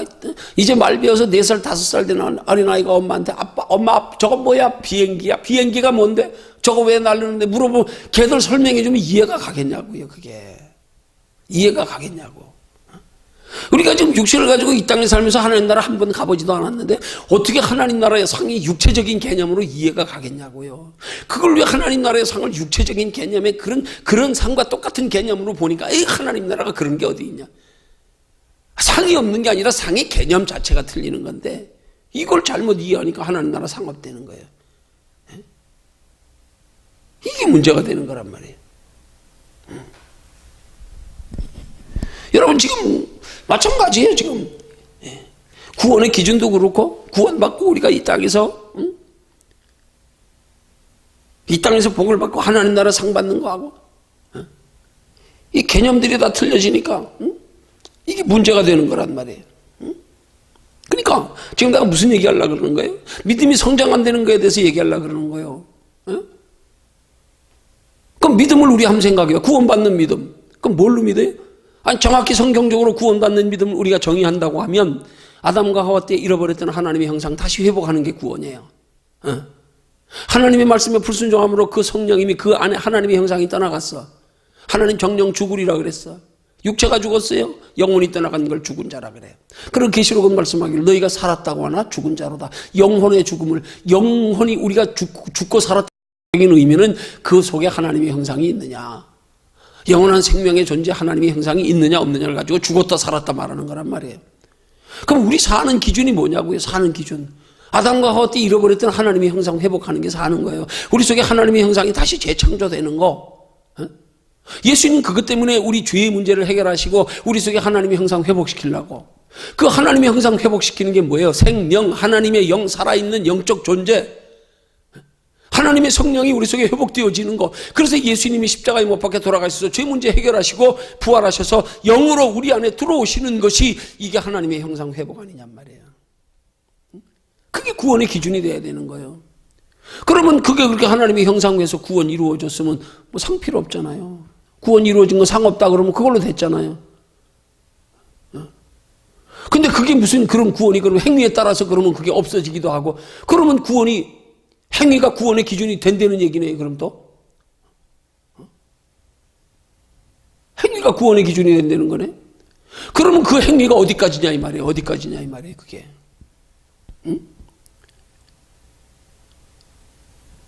그럼 믿음이라고 하는 그럼 성장하는 믿음이 뭐냐 이 말이에요. 성장하는 믿음은 우리가 성장하는 믿음이 왜 필요하냐고요. 왜 필요한가? 왜 우리 믿음이 성장해야 되느냐? 우리 뭐라고 대답할 거예요? 어떻게 대답할 수 있겠어요? 왜 우리가 믿음이 성장해야 될까? 왜 믿음이 성장해야 될까? 그걸 신학적으로는 뭐라 그래요? 우리 성화되어져 간다 그래야 돼. 성화되어져 간다. 점점 거룩해져 간다. 변화되어져 간다. 왜 우리가 변화되어져 가야 되냐고요. 변화되어 가지고 목적이 뭐예요? 변화되어져 가야 구원이 이룬다는 거예요? 그럼 예수님 십자가로 단번에 이루신 건 그건 구원 아니네. 아직 구원 아니네. 그럼 예수님 십자가로는 구원의 효력으로 완전히 오직 예수 아니네. 이게 정말 우리가 그 말씀에 깊이 들어가서 아니 성경적으로 구원에 관한 논하고 있는 모든 말씀들을 종합해서 우리가 살펴보면 도대체 왜 성장해야 되냐? 왜? 구원은 믿음으로 받는데 예수 그리스도로 받는데 왜 성장해 가야 되냐 이 말이에요. 성장의 목적을 어디 둬야 되냐 이 말이에요. 예? 이게 우리가 구원과 하나님 나라의 영원한 상으로 나누면 여기서 이게 문제가 해결되고 답이 나온단 말이에요. 구원은 예수 그리스도를 믿는 믿음으로. 그러나 구원받은 우리 속에서 하나님 나라에 영원히 존재하는 구원으로 다가 아니라 영원한 하나님의 나라에서도 영원히 누리는 것들이 우리가 이 땅에서 하나님의 나라를 얼마나 준비하느냐에 따라서 차등이 있어진다. 그걸 육신적인 개념으로 보니까 아주 경박하게 보는 거고 가치 없이 보는 거고 하나님 나라가 기껏 이 땅에처럼 겨우 뭐 가가지고 편안하게 잘 먹고 잘 살고 이거냐? 잘 먹고 잘 사는 게 아니에요. 육체가 즐거운 게 영혼이 즐거운 거. 이건 틀리는 거예요. 차원이 틀리는 거예요. 그럼 믿음 성장은 왜 필요한 거냐? 믿음 성장은 믿음 성장해야 하나님 나라의 영원한 상 받을 수 있는 신앙생활이 가능하기 때문에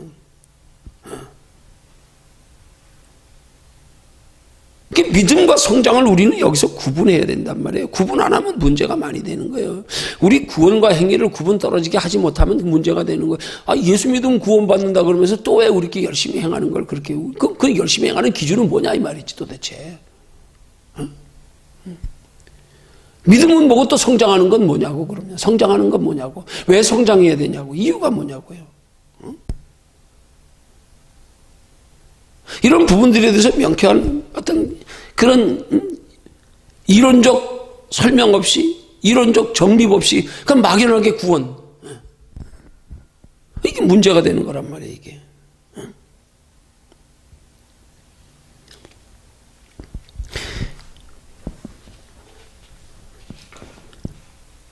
하나님은 이미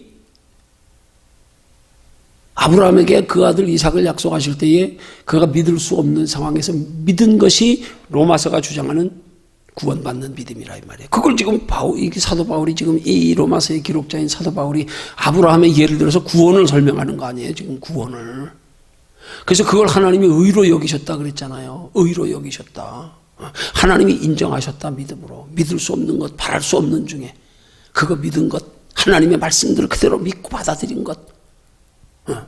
그걸 의로 여기셨다. 그거 믿음이라 이 말이에요. 그래서 구원받는 믿음을 소개할 때 아브라함을 예로 지금 말씀하고 있는 거 아니야. 이 내용 전체가 지금 지난 2시간 동안도 살펴봤지만.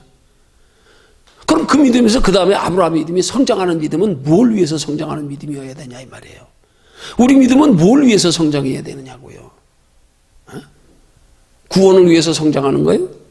그러면 구원을 위해서 우리 믿음이 성장한다 그러면 그 예수 그리스도의 십자가로, 예수 그리스도의 부활하심으로, 예수 그리스도의 부활은 곧 우리의 부활의 첫 열매요. 우리도 예수님과 함께 부활할 것을, 예수님의 부활을 믿을 때 나 내 부활이 되고 나도 부활해서 영원한 생명의 존재가 되는데, 그 성장하는 건 뭐냐고요. 성장하는 건 그것 가지고 하나님의 구원이 다 완성되지 못했기 때문에 성장해야 되느냐고요. 이 성장이 뭘 논하는가를 우리 똑바로 이해해야 된단 말이에요.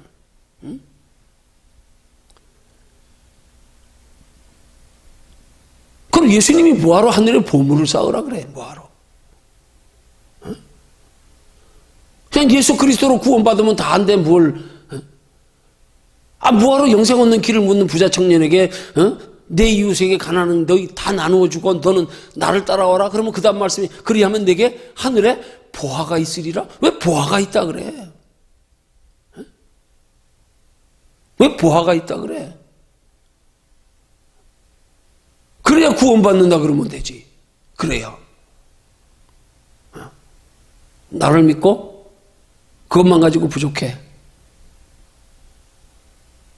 그러니까 행위도 있어야 돼. 이게 심각해지는 거예요, 이게.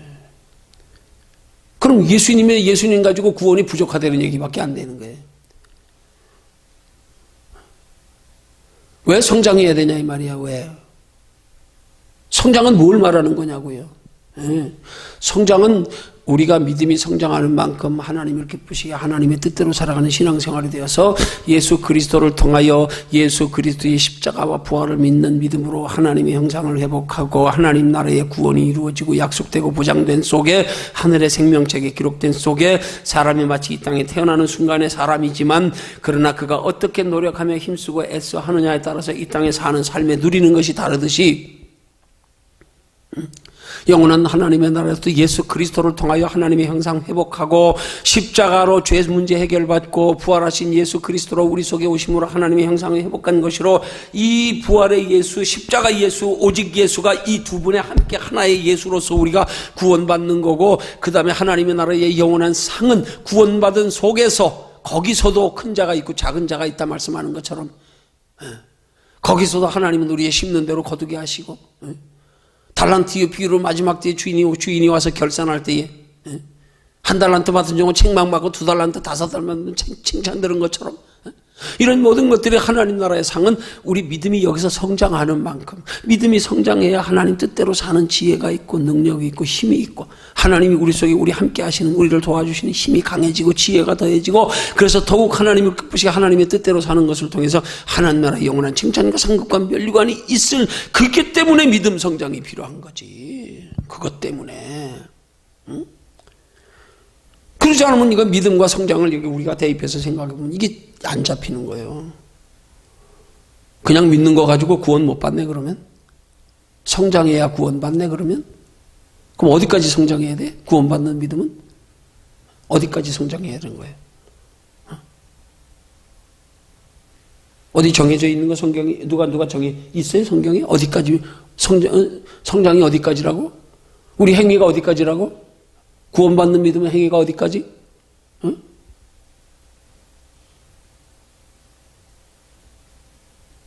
우리에게 믿음의 성장이 필요한 건 하나님 나라의 영원한 상이 있기 때문에. 그래서 히브리서 11장 6절은 말씀하기를 믿음이 없이는 하나님을 기쁘시게 못하나니. 오늘 아침 기도 편지 보낸 게 그 내용 아니에요? 그 하나님을 기쁘시게 하는 믿음이 뭐냐? 3가지. 첫째, 반드시 그가 계신 것을 믿는 믿음. 그가 계신 것을. 여러분, 우리 하나님 계신 거 다 알아요. 다 믿어요. 더 중요한 거.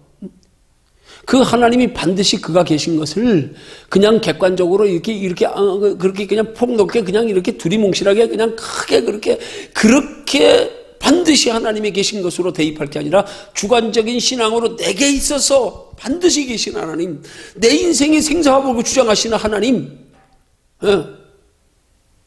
내 인생의 주인 되시는 하나님, 이 하나님에 대하여 반드시 나를 주관하신다, 나와 함께 하신다, 내게 있어서 살아계신 하나님, 이렇게 대입이 돼야 되지. 그냥 우주 만물을 창조하신 하나님, 그냥 그 하나님 계신 것을 믿는 믿음, 그 믿음은 누구라도 다 있어. 다른 종교도 다 찾잖아. 그런 하나님은. 그러다 보니까 이게 변질되다 보니까 하나님 안에 모든 종교가 다 구원이 있다 소리까지 나오고 앉았고, 내 삶에 있어서 내 인생을 주관하시는 하나님, 그 하나님이 반드시 계신 것을 믿는 믿음이 첫 번째 하나님을 기쁘시게 하는 믿음. 두 번째 믿음이 뭐예요? 그가 자기를 찾는 자들에게 상 주시는 이심을 믿는 믿음. 상 주시는 이심을 믿는 믿음. 하나님 나라에 상이 있다는 사실을, 구원은 예수 그리스도로 얻어. 이 땅이 복고 하나님 나라의 영원한 상은 하나님 말씀대로 하나님의 뜻대로 행하는 것으로 얻어. 상이 있다는 거. 상 주시는 하나님을 믿는 게 하나님을 기쁘시게 하는 믿음이라 그러는 거 아니에요. 그럼 그 상 받기 위해서 어떻게 해야 되냐? 그 다음 하나님을 기쁘시게 하는 믿음. 그 믿음 가지고 반드시 하나님이 내게 있어서 살아계신 하나님, 계신 하나님을 믿는 믿음 가지고, 상 주시는 이심을 믿는 믿음 가지고, 그 다음 세 번째가 하나님 앞에 나아가는 믿음. 예. 내게 상 주시도록 하기 위해서 나아가는 믿음, 상 주시도록 하기 위해서 나아가는 믿음, 구원 얻기 위해서 나아가는 믿음이 아니고 상 받기 위해 나아가는 믿음, 상 받기 위해서. 그게 하나님을 기쁘시게 하는 믿음이라는 거 아니에요. 구원 얻는 믿음이 뭘 하나님을 기쁘시게 하는 믿음이야. 구원은 누구나 예수만 믿으면 다 얻는 건데, 구원은 우리 의지로 믿는 게 아닌데, 구원은 일방적인 하나님의 선택이잖아요. 그거는. 그럼 하나님이 선택하셨는데 뭘 우리 의지와 상관없이, 그게 뭘 하나님을 우리가 뭘 그렇게 하나님 기쁘시게 해드리는 거예요? 우리가 선택했어요, 예수를? 아니잖아. 응? 상 받는 믿음은 하나님을 의지해서 하나님이 공급하실 힘과 능력과 지혜로 하나님의 뜻대로 살아서, 그래서 그걸 하나님을 기쁘시게, 그건 내가 해야 될 거란 말이야. 내가 하나님 앞에 힘을 공급받아서. 그게 하나님을 기쁘시게 하는 믿음이란 말이에요. 그래서 하나님을 기쁘시게 한 만큼 상이 있는 거란 말이에요. 구원받는 믿음이 하나님을 기쁘시게 하는 믿음이라 그러면 이건 말이 안 되는 거 아니에요. 하나님이 일방적으로 선택해서 믿게 해주셨는데 그게 뭘 하나님을 기쁘시게 하는 믿음이에요. 이게 지금 구원과 칭찬과 상급과 면류관에 들어가면 이게 문제가 이렇게 되는 거란 말이에요. 이걸 그냥 두리뭉실 그냥 하나님 나라 상을 이 땅의 상과 개념으로 그렇게 대입하니까, 뭐 하나님의 나라가 그런 게 어디 있냐? 아니요, 그런 게 아니야. 하나님의 나라 우리가 상상도 못할 상이 있단 말이에요. 우리 감히 생각지도 못하는 상.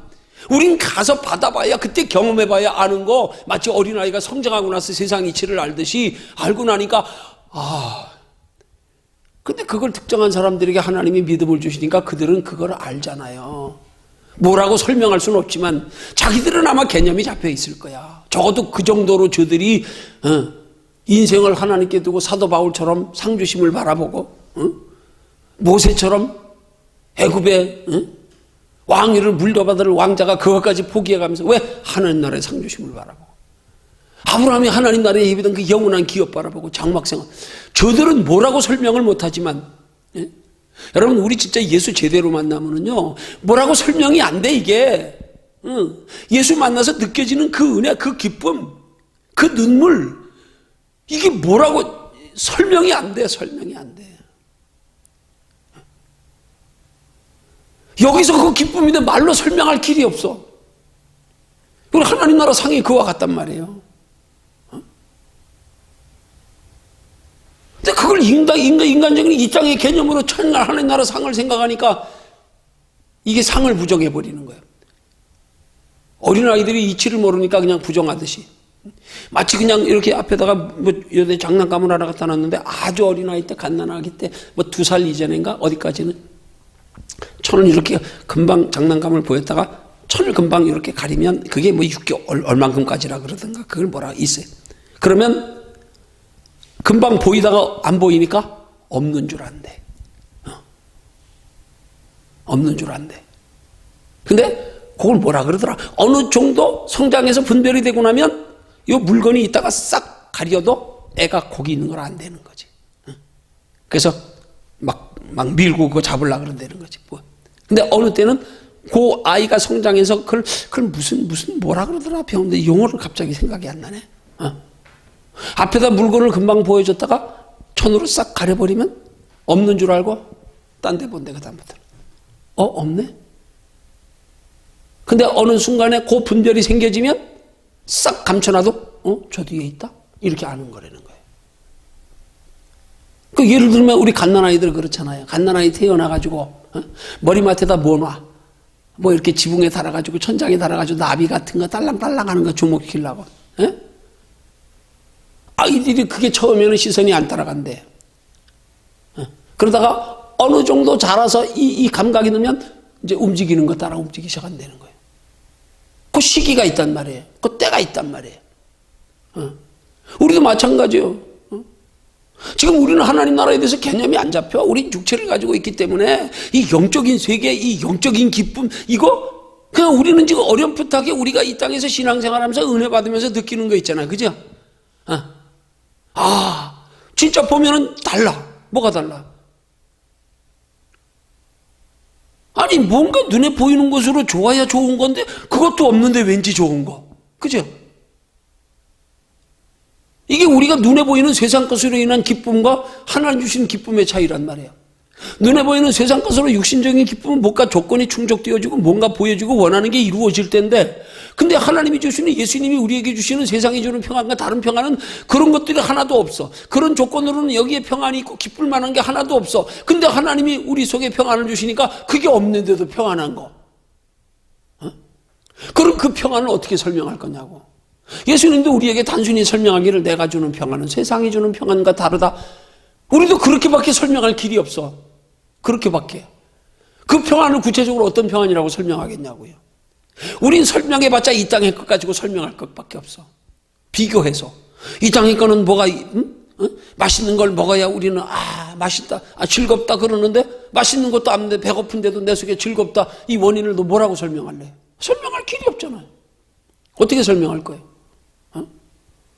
좋은 집에 살고 좋은 옷 입고 날마다 원하는 거 다 누리고 그래서 기쁜 거는 우리가 분명히 알고 경험해서 아는데 그것도 없는데 기뻐 내 안에.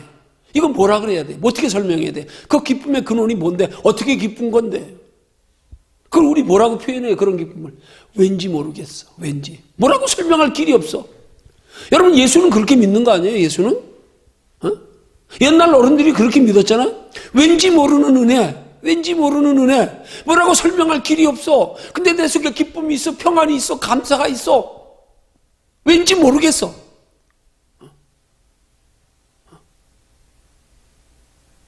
나도 모르겠어 뭔지. 왠지 편안해. 설명할 길이 없잖아요. 은혜가 그런 거 아니에요.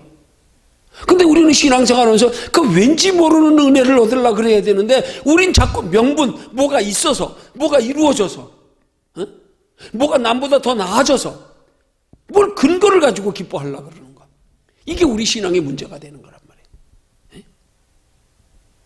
주님이 주시는 은혜는, 기쁨은 그게 아닌데 그거 없이도 누릴 수 있는 거. 이걸 구해야 되는데 우리는 보이는 것 가지고. 이게 지금 신앙이 잘못된 거란 말이에요. 이게 신앙관이, 이게 똑바로 개념이 안 잡혀서 그러는 거예요. 그 예수님이 내가 주는 평안은 세상이 주는 평안과 다르다 말씀하실 때 그 평안은 어떤 평안일까? 설명할 길이 없어. 그냥 우리 맛봤잖아요. 경험했잖아요. 근데 설명할 길이 없어. 왠지 모르는 은혜. 아니 염려하며 걱정하며 근심할 수밖에 없는데 기쁨의 조건이 육신적으로 하나도 없는데 왠지 여기 기뻐. 여기 위로와 소망이 있어. 평안이 있어. 이거 뭐 어떻게 설명할래? 이거는 이렇게 돼서 모양이 이렇고 이거는 어때서 이래서 이렇게 느끼는 현상이야. 뭐로 설명할래요? 우리 왜 하나님 나라의 칭찬 상급 멸관을 그렇게 개념으로 이해하려고 드냐 이 말이야. 그런 육신적인 개념으로. 그리고 왜 그게 이해 안 간다고 왜 없다 그러냐 이 말이야. 상이 왜 그걸 없다 그러냐고. 왜 지가 개념을 못 잡아서 그런 거 아니에요. 개념을 있어. 근데 뭐라고 설명할 길이 없어.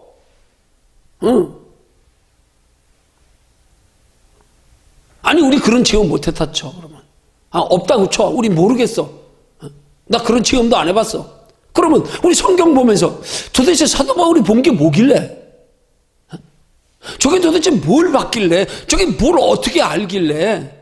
저렇게 결혼도 안 하고 저렇게 온갖 고난 핍박을 다 받아가면서 결국 마지막에 목 잘려 순교하기까지 그러면서 저 표대를 향하여 영원한 하나님의 나라 상 바라보고 달려간대. 저게 도대체 하나님 나라에 뭘 바라봤길래? 아브라함이 뭘 바라봤길래 종이 318명에 대한 복을 받고도 그거 누리지 않고 장막 생활했을까? 그것도 아들 손자대에 3대까지 걸쳤어. 이삭과 야곱에 대해까지 걸쳐가지고. 모세가 도대체 뭘 바라봤길래 그래 애굽의 왕이 될 자리까지도 버려가면서 상주심을 바라보고 자기 동족들과 함께 고난받는 길을 선택해. 저들은 도대체 뭘 받길래 이거 우리 깊이 생각해 봐야 되는 거 아니에요?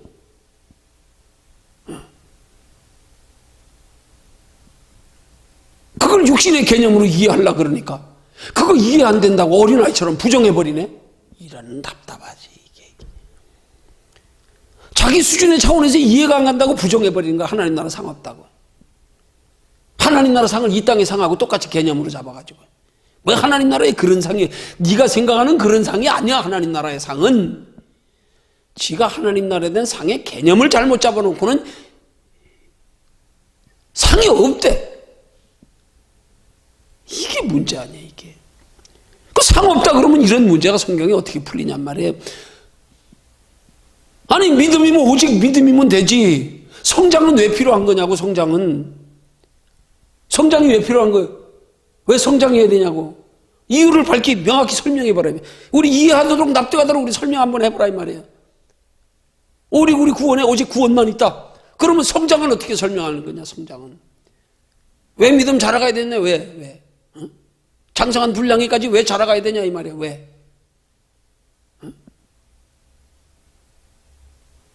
하나님 나라에 그렇게 많은 상을 언급하고 있는 성경 구절들은 어떻게 해석해야 되냐 이 말이야. 다 이게 문제가 되는 거란 말이에요. 이런 것들이.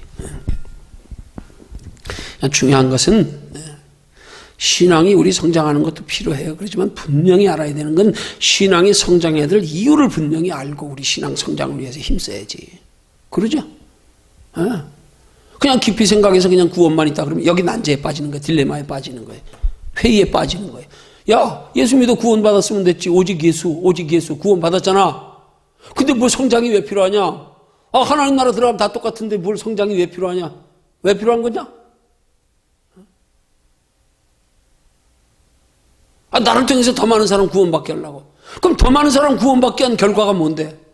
그러면 더 많은 사람 구원받게 하고 나를 통해서 나만 구원받은 거하고 하나님 나라 구원이 똑같으면 차이가 뭔데? 그럼 더 많은 사람 구원받게 한 사람하고 나만 믿어 구원받은 사람하고 차이가 뭔데 그러면? 차이가 뭔데? 뭔 차이가 있냐고. 하나님 나라 구원으로 다면. 아무 차이 없잖아 그러면. 뭘 설명이 좀 될 수 있도록 돼야 될 거 아니냔 말이에요. 그냥 우리가 믿음이 성장해야 되는 이유도 알고 성장해야지. 알고. 아, 하나님 나라에 영원한 상이 있구나. 구원은 예수 그리스도를 믿는 믿음으로. 구원받는 길은 오직 예수 그리스도로밖에 믿을 길이 없어. 오직 길이 없어. 오직 예수 그리스도. 천하의 구원 얻을 만한 다른 이름을 주신 일이 없다. 그러나 구원받은 우리 속에 하나님 나라에 영원한 상이 있기 때문에 우린 그게 명분이 되고 목적이 되고 소망이 되고 다 이루었다 하지 않고 바울도 아직 내가 다 이루지 않았다는 거예요. 뒤에 건 잊어버리고 표대를 향하여 달려간다. 어떤 게 표대요? 바울이 표대가 뭐예요 그러면? 구원이 표대요? 이미 예수 그리스도를 믿어서 다메섹 도상에 비치신 예수 만났는데 구원 받았는데 뭐가 달려가는 표대가 뭐냐고요? 그것 가지고 부족해서 뭐 구원의 완성 위해서 달려가요? 완성을 위해서? 그러면 구원의 완성이 행위라는 얘기 아니에요. 그럼 예수님이 십자가는 구원의 시작일 뿐이고 완성은 우리 행위가 완성시킨다는 거 아니에요? 그러면 이게 뭐예요 이게? 우리 행위로 구원받는 거냐고요? 이게 좀 신학적으로 이런 논제가 정말로 한국 교회 속의 영적 지도자들 속에 이게 이런 것들이 이제 허심탄회하게 진짜 깊이 우리가 토론하고 논의돼야 되는데 이게 문제예요 그냥. 그러니까 서로 따지고 뭐 논의하고 논쟁하고 그러고 싶지 않으니까 그냥 각자 자기 주장대로 그냥 다 자기 주장대로. 어떤 사람은 예수만 믿으면 구원받는다. 어떤 사람은 행함이 있어야 구원받는다. 어떤 사람은 성령 받아야 구원받는다. 다 지금. 어떤 사람은 천국에 그냥 들어가면 끝이다. 어떤 사람은 천국에 상이 있다. 다 자기 주장대로 그냥 자기 주장대로 같이 논하지 않아요. 전부 자기 것만 가지고 자기 뜻만 관철시키려고 그 다음에 서로 논쟁하고 다투니까 아예 그냥 다 각자 자기 주장대로. 그게 사사시대 모습 아니에요? 사람들이 각기 다 자기의 옳다는 자기 소견대로 행했다고요. 그때 사사가 없었어요. 하나님이 다시를 지도자를 안 보냈어요. 그 자기 소견에 옳은 대로 행했어요. 전부 다. 오늘도 신앙생활 자기 소견에 옳은 대로 믿어 그냥. 아니 목사고 신학교 교수도 그래. 자기 소견에 옳은 대로 믿어. 자기만 맞대. 오직 예수로 구원받는다. 아니다. 행함이 있어야 구원받는다. 우리 예수 믿어 구원받는 거 오직 구원밖에 없어. 아니야. 칭찬 상급 면류관 있어. 다. 각자 다 다른 거예요. 이 부분에 대해서 우리가 명쾌하게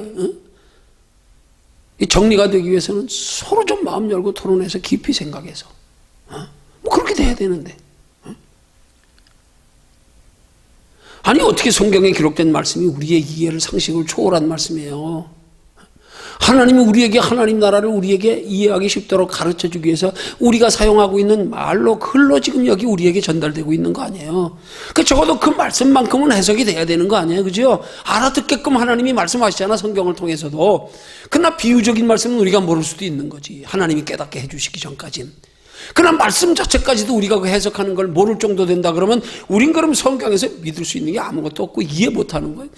우리가 이론적으로 이 말씀도 다 우리에게 이해할 수 있도록 표현된 말씀. 자, 그러면 바울이 표대를 향하여 달려간대 아직 나는 이룬 게 아니다. 다 이루지 않았다. 뒤에 있는 건 잊어버리고 오직 앞에 있는 할 일 그거 보고 달려간다는 거예요. 그럼 뭐냐? 네가 달려가는 표대가 뭐냐 이 말이에요. 그게 만약에 구원이라 그런다면 문제가 되는 거 아니냔 말이에요. 구원이라 그러면 그럼 예수 믿는 것만 가지고 구원이 이룰 수가 없기 때문에 그래서 자기가 행위로 구원을 완성하기 위해서 달려간다는 얘기 아니에요. 그러면 구원 없는데 행위가 필요하네. 예수만 가지고 안 된다는 얘기네. 그럼 성경에 천하의 구원 얻을 만한 다른 이름을 우리에게 주신 일이 없다 그랬는데 이거 어떻게 설명되고 어떻게 우리가 이거 이해되도록 설명이 돼야 되냐 이 말이에요. 왜 히브리서 11장 6절에서 믿음이 없이는 기쁘시게 못하는데 그 믿음 중에 하나가 뭐예요? 반드시 하나님 계시는 것과 함께 상 주시는 이심을 믿어야 할지니라 그러는데 그럼 그 상이 뭐냐? 상이 뭐냐? 구원과 상은 어떤 차이가 있냐? 이건 명백하게 이게 뭔가 설명이 돼야 될 거 아니야 합리적으로. 안 되는 거잖아요 이게. 그렇게 우리 구원을 믿음과 행위에다가 또 우리 구원과 영원한 상과 이것 그 대치시켜가지고 우리가 이거 논하다 보면 이거 우리 깊이 생각해서 진짜 우리가 바로 정립이 돼야 된단 말이에요. 아니면 이게 이렇게 우리가 깊이 들어가서 보면 이해가 안 가. 왜 성장이 왜 필요하냐? 믿음의 성장이 왜 필요하냐 이 말이에요. 그럼 아브라함 구원 못 받았네. 믿음이 성장하기 전까지는 이 성장이 쭉 그저 구원을 이루어가고 있네. 그래 말 그대로. 아니 정확히 말하면 구원은 이루어간다고 말하면 안 되는 거 아니에요. 왜? 구원은 예수 그리스도를 통해서 단번에 두 번도 필요 없어. 한 번 믿으면 끝이야. 예수는 단번에 주신 도. 그래서 단번에 주신 도라 그런 거예요. 그리스도 십자가의 도를 단번에 주신 도. 예수 한 번 믿어서 죄 문제 해결됐으면 더 이상 원죄 끝났어. 우리가 연약하여 짓는 자범죄 그것과는 차원이 달라. 그 자범죄는 뭐와 상관이? 하나님 나라의 칭찬과 상급과 면류관에 대입이 될 때 우리가 이게 정립이 되지. 아니면 그 자범죄까지도 구원에 직결시킨다 그러면 이게 또 문제가 심각해지잖아. 어디까지냐 그러면 어디까지냐. 하나 짓는 거하고 둘 짓는 거하고 5개 짓는 거하고 자범죄 어디까지가 구원이냐. 자범죄는 그러면 하나라도 지면 구원 못 받냐. 그러면 뭐야 행위가 구원을 결정하네. 예수 십자가 아무런 의미 없네. 이게 우리가 죄 문제 해결과 그 다음에 하나님의 형상 회복과 그래서 영원한 하나님의 나라의 천국에 예비되어져 들어가서 영원한 하나님의 나라의 칭찬과 상급과 면류관이 있는 것과 이게 명확하게 구분되지 않으면 성경에 풀리지 않을 난제들이 너무 많은 거란 말이에요. 지금 이게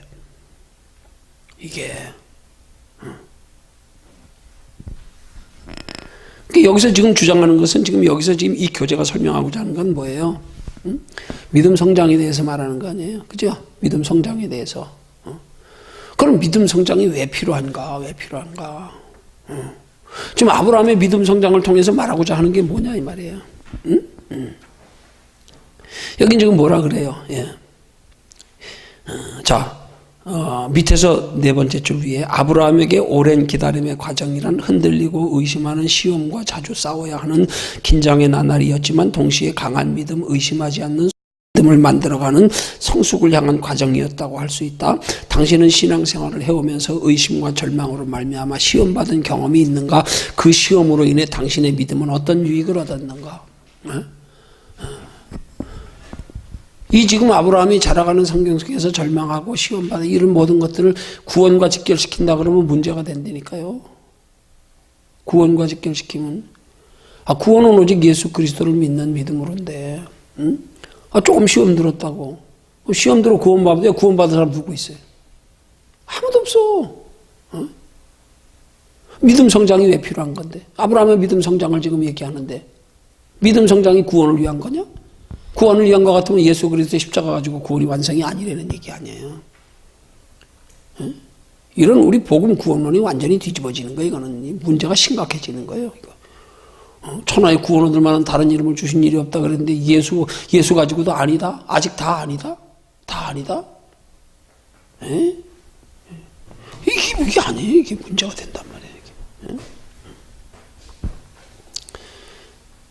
이런 시험들이 우리에게 필요하고 이런 시험들이 우리가 왜 이런 시험을 빨리 이겨야 되고 성장하고 그래서 우리 믿음이 견고하여 자라가는 만큼으로 마치 아이가 성장하여 자라가는 만큼으로 우리 그렇게 자라가는 것들이 뭘 위해서요? 다 우리 누리기 위한 거 아니에요. 뭐 이 땅에 누리는 건 개념이 틀리는 거고 하나님 나라에도 영원한 상이 있기 때문에 그래서 그걸 우리가 하나님 말씀대로 하나님의 뜻대로 살아가는 삶을 통해서 분명히 성경은 두 가지를 믿음과 행함을 말씀하잖아요. 믿음과 행함을 구원은 믿음이고 행함은 구원 얻은 자들 속에 하나님 나라의 영원한 상 이게 개념이 잡혀야 이게 풀려져 가지 아니면 안 풀려져 간다니까 그러면 문제가 심각해진단 말이에요. 예수님의 구속사의 십자가의 효력에 대해서부터 문제가 발생하고 그 다음에 그렇게 되면 그러면 구원은 도대체 행위가 포함된다면 행위는 어디까지냐가 또 이게 문제가 되고 난제가 되고 어디까지야 점수 몇 점까지야 학교 같으면 점수가 있잖아. 그래도 카트라인이 있잖아. 점수는 아니래도 서울대학교 200명 뽑는다 그러면 200명이 있잖아요. 201명은 떨어지는 거고 올해 190명 뽑아 그럼 190명에서 190명까지 되는 거고 나머지는 떨어지는 거고 뭔가 선이 있어야 될 거 아니야. 선이 우리의 행함을 구원의 기준으로 잡는다면 어디까지냐? 이거 어디까지냐? 어떤 행함? 그럼 이 행함 중에서도 회개한 건 어떻게 된 거냐? 이게 참 복잡해. 그래서 우리가 구원과 행함을 구원과 하나님 나라의 영원한 칭찬과 상급과 면류관을 행함의 기준으로 두고 구원은 오직 예수 그리스도로 이렇기 때문에 이게 모두가 다 이 모든 것들이다. 행함도 내 의지로 행하는 게 아니라 이 행함을 이게 기복적인 신앙의 개념에서 하니까 자꾸 내 욕심 가지고 내 의지로 하는 걸 행함으로 착각하는 거야. 아니 진짜 우리가 하나님 나라에 상 받은 바른 행함의 원리를 바로 깨달으면 우린 그러면 이 땅에서 욕심도 없어지게 돼 있는 거예요. 그거 있으면 바른 행함이 아닌데 성경적으로 볼 때는 내가 이 땅에서 육신이나 복이나 바르고 남한테 인정받으려고 칭찬받고 부러움의 대상이 되려고 이러고 하면 하나님 나라에 상 받는 기준은 아니야. 그건 잘못됐어. 틀렸어. 너희가 구하여도 정력으로 잘못 구하면 정력으로 쓰려고 잘못 구함이라 정력으로 쓰면 아니야. 안 돼. 불합격. 법대로 해야 돼. 성경의 법대로. 욕심 가지고 하면 안 돼. 아무리 하나님 나라에 상을 육신의 것과 비교하는데 욕심의 건 욕심으로 행하면서 그래서 하나님 나라의 상 바라보고 하는 것도 그 욕심에 대입시킨다 그러면 아니요. 하나님 나라의 상을 진짜 바라보는 사람은 욕심 내려놓는 데니까 여기서. 왜? 그 욕심 때문에 하나님 나라 상 못 받는데? 못 받는데? 욕심 내려놓게 되잖아. 개념을 똑바로 잡아야지. 이게 풀려지지, 이게. 응? 욕심의 복과는 차원이 다르고 개념이 다른데 그걸 이 땅의 복처럼 똑같이 생각해가지고 하나님 나라의 복 받기 위해서 신앙생활하는 거 세속적으로 저속하게 여기고 막 기복신앙으로 아니 거룩한 욕심하고 세속 욕심하고는 하늘과 땅 차이지 말 그대로. 하늘이 땅에서 높은 같이 어떻게 그걸 비교하냐고. 그걸 비교해서 천국에 상이 없다 그러냐고. 그래서 하나님 나라에 뭐 상에 유식하게 차등론 균등론 해가지고 차등론이라고 하는 하나님 나라에도 상의 정도가 있다는 거야. 균등화되는 건 일정화되는 거야. 하나님 나라의 상은 누구나 똑같다 이거 가지고 설교하면서 차등론, 균등론하고 따지고 들어가면서 아무리 듣다 화가 나가지고 그냥 욕하고 확 덮을 뻔했네 그냥. 유튜브 폰으로 보다가 명확한 설명이 없는 거예요. 똑같은 육신적인 개념에서 바라보고 앉아가지고 그러니까 이해가 돼 그게? 그런 상 같으면 하나님 나라에 뭐 그런 상 같으면 아이고 아니 그건 상상할 수도 없는 거잖아. 영혼이 가는 데인데 육체가 가는 데가 아니고 거기서 따뜻한 게 무슨 필요 있어? 거기서 배부른 게 무슨 필요 있어? 거기서 육체가 편한 게 무슨 필요 있어? 거기가 좋은 음악으로 귀가 즐거운 게 무슨 필요 있어? 다 육체의 감각, 영적인 감각은 그게 아닌데 거기다 대입하니까 천국의 진리까지로 그냥 그 원리까지 다 부정하고 어린아이가 자기 모르니까 빡빡 우기는 것처럼 그냥 무조건 그건 아닌 거지. 그건 모르는 거지. 아닌 게 아니지. 모르는 거지. 근데 모르는 거 가지고 아니래. 아니야. 너 모르는 거야. 천국을 똑바로 이해하지 못하니까 곡해하는 거지. 그래서 여기 지금 다음에 글을 읽고 여기 이 9번째 항목에 주목해야 될 것에 대한 아브라함의 믿음 성장에 대해서 우리 개념을 똑바로 하고 그리고 우리가 믿음 성장이 왜 필요한지 하나님 나라의 영원한 상이 있기 때문에 그건 육체로 누리는 저급한 상이 아니요. 정말 그건 가봐야 하는 참 우리가 이해할 수도 없는 어린아이 때 성장해 봐서야 세상의 이치를 알듯 그렇구나. 내가 어린아이 때는 전 먹는 아이처럼 같았지만 크고 나니까 알듯이 우리 신앙이 성장해서 그렇구나. 이렇게 알아야 될 걸. 지금 우리가 보는 건 희미하다 이 말이에요. 옛날에 청동 거울처럼 거울로 보는 것처럼 희미하나 지금 거울의 개념하고는 틀리니까 그때는 청동을 두들겨 만들어서 흐릿하게 보이던 거 얼굴도 정확해. 왜? 사람이 두들리는 기술 가지고는 그렇게 매끄럽게 얼굴 그대로 보일 수 없지. 그러나 그때는 얼굴과 얼굴을 마주 대하여 보는 것처럼 알게 가보면 안다. 가보면 그거 성경에서 우리에게 설명하고 있잖아요. 간접적으로 저 믿음의 선진들 그래서 이 땅에서 외국인과 낙원애처럼 증거하면서 그렇게 살았구나. 지금 몰라. 가보면 알아. 그래서 그랬구나. 이걸 여기서 그걸 해석하려고 억지로 무리로 해석하려고 그러다가 아니야 없어. 천국은 다 똑같아. 상도 똑같아. 다 똑같으면 무슨 상이요 그게. 그냥 천국이지. 우리 이런 걸 똑바로 알고 성경이 말씀하는 믿음은 아브라함이 지금 쉽게 말하면 아브라함의 예를 들어서 지금 오늘 세 번째 시간에서 말씀하고 있는 것은 정확히 말하면 두 가지를 말씀하는 거예요. 아브라함의 구원 얻는 믿음과 아브라함의 상 받는 믿음 두 가지를 여기서는 지금 논하고 다루고 있다고 봐야 되는 거예요.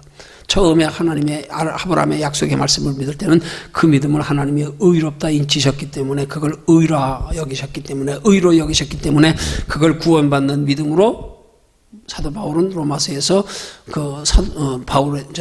아브라함의 예를 들어서 여기에 설명하고 있고 또 지금 이 교제에서 지금 믿음의 아브라함의 성장은 그 구원받은 아브라함이 영원한 하나님의 나라의 칭찬과 상급과 면류관을 바라보고 살아가는 신앙생활을 전제로 해서 이렇게 다루고 있다고 우리가 그렇게 아브라함에게 대입시키면 그렇게 보면 되는 우리에게는 아브라함의 경우를 통해서 우리도 구원받은 것으로 다가 아니고 하나님 나라의 영원한 신령한 우리 육신으로는 개념이 잡히지 않을 수 있는 그 영적인 세계의 기쁨과 축복이 있다. 그 아브라함도 실제로 보면 히브리서에 보면 그가 그 하나님 나라의 영원한 기업을 장래의 기업을 바라보고 이 땅에서 장막 생활했다 그랬잖아요. 그러니까 여기서는 지금 복음을 지금 아브라함은 이렇게 믿었다 하는 것을 우리 제목에 준해서 요약하면 그렇게 되는 거예요. 내용이 어떻게 되는 거냐면 아브라함은 이런 믿음으로 신앙생활했다. 구원받는 믿음과 하나님 나라의 상 받는 믿음을 가지고 두 가지 믿음을 가지고 이렇게 믿었다. 오늘 우리도 이렇게 믿어야 되는 거예요. 이 아브라함처럼 이렇게 믿어야 되는 거예요. 그래서 우리 믿음도 성장해 가야 되는 거예요. 자라가야 되는 거예요. 때로는 자빠지고 넘어지면서도 우리 믿음이 견고하게 자라가야 되는 거예요. 그래야 이 땅에서 더욱 하나님의 뜻을 잘 분별해서 하나님 뜻대로 살아서 하나님 나라까지 영원한 상이 있기 때문에 여기 아브라함은 이렇게 믿었다는 이렇게 믿었다는 게 구원에만 초점을 맞추는 게 아니라는 사실이에요. 교재의 뒷부분에 가니까 믿음의 성장까지 다루고 있다는 사실은 그 성장은 하나님 나라의 상을 위한 거지 성장은 구원을 위한 게 아니다. 성장은 구원을 위한 게 아니다. 그러니까 여기서 우리가 교재에 아브라함은 이렇게 믿었다 하는 내용을 통해서 우리가 교훈받아야 될 것, 아브라함이 믿은 믿음은 구원을 믿는 믿음과 더하여 하나님 나라의 상을 얻는 믿음까지도 함께 가지고 있었다. 이렇게 우린 결론 지어서 우리도 이렇게 아브라함과 같은 믿음을 가지기 위해서 오늘 우리는 이 교재를 가지고 말씀을 여기까지 살펴본 거라 이 말이에요.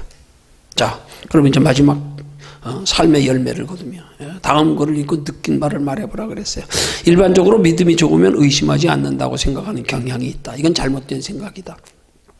그러니까 여기에 믿음이라고 하는 걸 우리는 이걸 분명히 이 믿음의 정의를 똑바로 내리면 이게 구분이 되는 거예요. 믿음의 정의를 똑바로 내리지 않으니까 이 믿음이라고 하는 정의는 오직 하나님 중심이 믿음인데 우리는 하나님 중심에서 내 의지, 내 생각 이런 것까지도 믿음에 포함시켜버리니까 이런 문제가 생기는 거란 말이에요.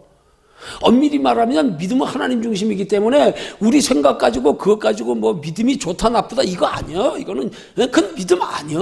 믿음 아니야. 믿음 좋다 나쁘다가 아니야. 믿음이 좋으면 의심하지 않는다? 아니야. 믿음 좋아도 의심해요. 믿음 좋아도. 그건 뭐냐? 믿음이 하나님일 때 우리가 하나님이 주시는 생각이 아닐 때 가지는 건 우리 생각으로의 의심이란 말이에요. 그 믿음 좋은 건 하나님 중심이 믿음 좋은 거예요. 아니 어떻게 말하면 믿음 좋다는 말이 우리에게는 해당이 안 돼. 믿는 사람들 그냥 믿음은 하나님이요. 하나님이 중심이 되는 게 믿음이요. 믿음이 좋다 나쁘다 말할 게 아니야. 어떤 면에서 보면 믿음이 좋다 나쁘다고 말하려고 하면 그 믿음의 근간 우리의 행위를 따라서 하나님 나라에 우리가 보상 칭찬 상급 면류관 받는 정도가 다르기 때문에 그것 가지고 우리의 행위에 차등이 있기 때문에 좋다 나쁘다 평가하는 거지. 믿음의 기준은 하나님이요. 근데 하나님에서 벗어날 때 그건 믿음 아닌 거예요. 엄밀히 말하면 하나님 안에 중심이 되지 않아서 행동하는 건 믿음이 아니란 말이에요. 그러니까 우리가 여기 믿음이 좋은 사람도 뭐 좋으면 의심하지 않는다. 그러면 믿음이 나쁘면 의심도 한다는 얘기 아니야. 그건 뭐예요? 그건 믿음이 좋고 나빠서 의심하고 안 하고가 아니고 믿음은 하나님 중심이고 그 하나님 중심에서 벗어날 때 의심할 수도 있는 거란 말이에요. 하나님 중심에서 벗어나면 의심하는 거예요. 우리 중심이 하나님 중심이 돼 있으면 벗어나도 의심을 안 한단 말이에요. 근데 생각이 벗어나지면 의심이 되는 거예요. 그러니까 그거는 좋다 나쁘다가 아니라 너 하나님 중심에서 벗어났냐 벗어나지 않았냐 그렇게 말해야 되는 거지. 좋다 나쁘다로 말하면 안 되는 거예요. 그 죄라고 하는 게 그런 거란 말이에요. 죄, 히브리 말에 하말티아라는 단어는 그게 관역에서 벗어났다 그런 뜻이에요. 화살이 관역에서 벗어났냐 벗어나지 않았냐에 따라서 관역에 가서 딱 박히면 의고 관역에서 벗어나지 않으면 죄란 말이에요. 벗어났냐 벗어나지 않았냐 이걸로 논해야 되는 거예요. 그 믿음이라고 하는 건 하나님 중심이냐 하나님 중심에서 벗어났냐 이걸 논해야 되지 좋다 나쁘다로 논하면 안 된단 말이에요. 우리가 좋다 나쁘다로 논하려고 그러면 그건 하나님 나라의 영원한 칭찬과 상급과 면류관의 정도를 가지고 많다 적다 하는 개념에서 좋다 나쁘다로 나눠야 되는 거지. 우리도 이 땅에 사는 동안에 의심할 수 있단 말이에요. 우리 생각이 들어올 때는 그럴 때는 우리 생각을 가지고 얼른 우리 생각을 하나님 생각으로 돌려서 하나님이 의심을 물리쳐 주시게 해야 되는 거지. 그게 중요하단 말이에요. 의심하는 것 때문에 믿음이 없다고 말하는 건 잘못된, 그렇지. 믿음 없다고 하는 건 잘못된 거지. 왜 믿음은 있는데 믿음에서 벗어난 생각이기 때문에 그 벗어난 생각이 믿음 없는 거지. 벗어난 생각 자체가. 그 순간에 벗어난 생각했다고 저 사람 믿음 없는 사람이야. 그러면 안 되잖아. 그 사람은 언제든지 믿음 있는 사람은 벗어난 생각 가지고 있다가도 다시 하나님께 돌아와서 중심이 잡히면 그 벗어난 생각이 돌이켜져서 하나님의 생각으로 바뀌니까 한순간 잠깐 벗어난 것 뿐이지. 그걸 왜 믿음 없다 그러냐고. 믿음 없는 게 아니지. 믿음이 잠깐 벗어난 거지. 그지? 벗어났다 제자리 찾는 거지. 그걸 믿음이 좋다 나쁘다 믿음이 없다 있다 이렇게 표현할 수는 없는 거란 말이에요. 정확히 말하면. 예. 이런 생각은 모두 마귀 속임이요 꾀입니다. 의심하는 것과 믿는 것은 별개의 문제다. 그렇지요. 별개의 문제예요. 의심하는 것과 믿음 없는 것은 믿음하고 별개의 문제예요. 의심은 믿음에서 떠나 있는 상태의 생각이 의심이고 믿음 안에 있으면 하나님 의심도 잠재운단 말이에요. 왜? 믿음은 하나님이 주관하시는 생각이니까. 하나님이 주관하시는 생각인데 하나님이 주관하시면서 떠나서 내 생각이 될 때는 그게 여기 흔히 말하는 믿음 없다 그러는 거예요. 이건 하나님 중심에서 떠나 있기 때문에 하나님 생각이 아닌 다른 생각. 하나님의 생각과 하나님의 생각이 아닌 우리 생각이나 마귀 생각은 하나님의 생각과 틀린단 말이에요. 왜? 우리 생각은 인간의 생각이기 때문에 우리는 이 환경의 지배를 받고 이 공간의 지배를 받기 때문에 환경 따라 여기 따라서 생각이 달라질 수 있기 때문에 근본적으로 하나님 변함없는 생각은 차원이 달라. 마귀가 주는 생각은 늘 하나님 대적하는 생각. 떠나 있을 때하고 하나님 중심이 되는 거하고는 근본 여기서 우리가 구분이 돼야 된단 말이야.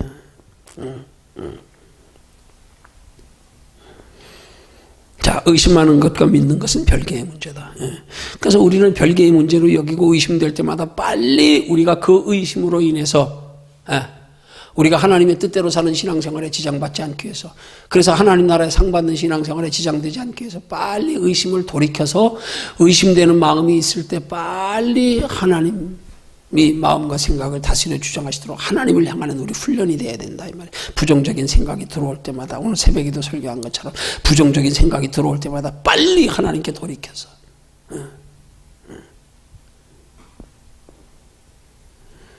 로이드 존스가 이렇게 말했다 그랬어. 어떤 의미에서는 자신의 의심을 극복하고 그 의심에 대해 대답하게 하는 것이 믿음이다. 자신의 의심을 극복하고. 여러분, 의심을 내가 극복할 수 없어요. 내가 극복하는 게 아니야. 의심을 극복하기 위해서는 어떻게 돼? 하나님을 향해야지. 하나님을. 그래야 하나님이 극복하게 해주시지. 하나님이 의심의 생각을 물리쳐 주시지. 내 의지로 극복하는 게 아니야. 착각하면 안 돼요. 정말 공감 가는 말이다. 이 정확해야 돼.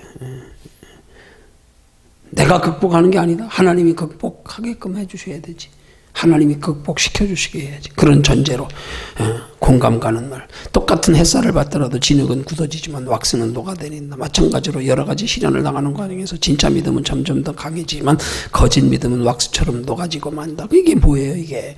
햇살이라고 하는 걸 우리가 우리의 삶의 환경의 고난이라고 생각할 때 그 고난 가운데서 우리 중심이 하나님께 있으면은 오히려 그것 때문에 믿음이 견고해지지만 우리 중심이 하나님을 향해 있지 않으면, 하나님께 마음과 생각을 다스림받지 않으면 왁스처럼 녹아져 내려버린다. 뭐 어디에 있는 거예요? 햇살이 중요한 게 아니고 그 햇살을 받는데 중심이 어디에 있느냐가 중요한 거란 말이에요.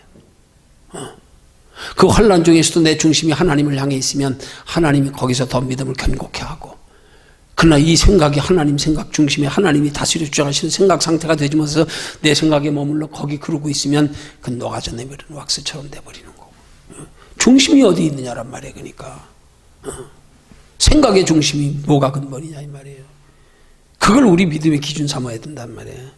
그걸 척도로 삼아야 된단 말이에요.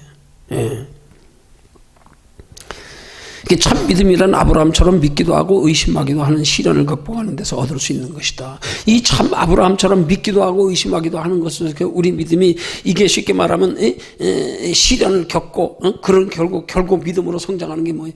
그게 항상 하나님 중심에 있을 때만 되는 거란 말이에요. 중심에 있을 때만. 그러니까 쉽게 말하면 넘어졌다가 또 다시 하나님 중심 되면 넘어진 게 또 다시 우리 믿음을 견고케 하고 또 자라가고 또.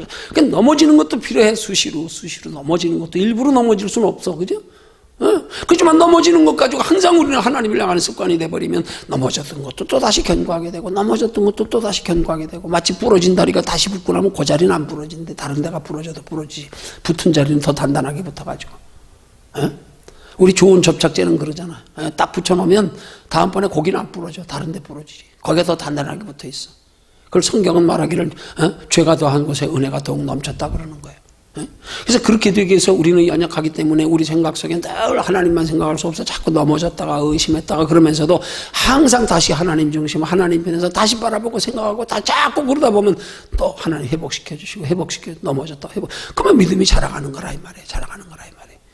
그래서 우리의 신앙생활의 중심은 항상 이 중심이 하나님을 향하는 습관.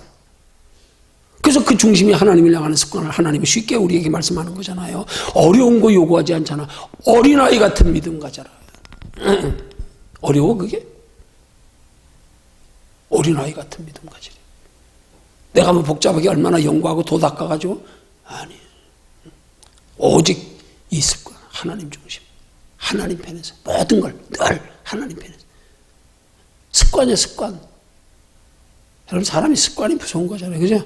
생각의 습관. 매일. 그때는 생각이 우리 행동에 영향을 받는단 말이에요. 그래서 매일 싸우고 나가는 사람은 하루만 안 가도 생각이 찜찜하네. 그지? 왜? 몸으로 훈련된 게 습관이 돼서 생각을 지배하는 거예요. 어?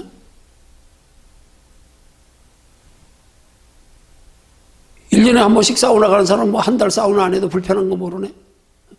생각이. 습관을 들여야 된단 말이에요. 우리 생각의 습관. 늘 하나님 편에서 바라보고 생각하는 습관. 그걸 성경은 우리에게 말씀하기를, 그래서 예수님이 하시는 말씀 아니에요. 그게 쉬지 말고 기도하라. 그게 생각을 늘 하나님 향한, 기도가 하나님과의 대화, 하나님 생각하는 게 기도란 말이에요. 하나님 편에서 바라보고 생각하는 게 기도란 말이에요. 그러니까 주님 말씀 따라 영문으로 그래도 늘 쉬지 말고 기도하라 이 말이에요. 그 다음 습관이 된단 말이에요. 기도가 습관처럼. 예수님도 습관처럼 늘 기도하셨다. 습관을 따라서 감람산에 가시고, 겟세마네 동산에 십자가 지시기 전날 밤도 전에 하던 대로 습관대로 기도하시고, 특별한 날임에도 불구하고, 십자가 지시기 전임에도 불구하고, 그 쉬지 말고 기도하라는 거 아니에요. 기도해라. 습관. 그 다음에 늘 하나님 편에서 바라보고 생각. 기도를 통해서 하나님이 우리 마음과 생각을 다스려 주장하시는 게 어리석어지면 넘어졌다가도 다시 또 흔들렸다가도 다시 또 오뚜기처럼 또 하나님 편에서 바라보고 또 하나님 찾고. 그래서 기도가 중요한 거란 말이에요. 그렇게 우리의 신앙생활이 아브라함과 같은 믿음이 되기 위해서, 아브라함처럼 하나님 앞에 의롭다 인정받아서 구원도 받고 택한 민족, 하나님의 믿음의 조상되고 그 후손들까지 하나님 나라까지 영원한 상 받기 위해서 아브라함은 이렇게 믿었다. 이 땅의 복만, 이 땅의 구원만 믿은 게 아니라 영원한 하나님의 나라의 상까지 믿었다. 아브라함은 이렇게 믿었다. 그래서 종이 318명에 대한 복을 주셨는데도 하나님 나라의 영원한 기업 바라보고 장막 생활했다. 이것까지 우리도 그렇게 믿기 위해서 우리는 믿음 성장이 그래서 필요한 거라 이 말이에요. 믿음 성장이. 그러기 위해서 우리 믿음 성장하기 위해서는 항상 우리 생각이 하나님 중심이 되는 훈련 습관이 돼야 우리 믿음이 넘어졌다가도 잘하고 바로 서고 견고해지고 또 다시 시행착오하고 번복하면 또 잘하고 굳어지고. 그래서 하나님 중심의 신앙생활이 중요하다. 하나님 중심의 신앙생활 되기 위해서 우리는 날마다 주님이 우리에게 말씀하시는 것처럼 쉬지 말고 기도하라. 기도하면 된다. 기도할 때 마음과 생각을 다스려 주장하신. 우리도 아브라함과 같은 믿음이 되기 위해서 결론적으로 우리가 해야 될 해답 한 가지. 쉬지 말고 기도하라. 기도를 힘써라. 기도로 구원받는 거 아니에요? 구원은 믿음으로. 예수 그리스도 믿는 믿음으로. 기도를 통해서 하나님이 우리 마음과 생각을 다스려 주장하심을 통해서, 그래서 하나님 마음과 생각을 다스려 주장하시니까 하나님 말씀에, 하나님 기쁘시게, 하나님 뜻에 합당한 신앙생활이 가능해지고, 그 신앙생활이 하나님 나라의 상이 되는 거.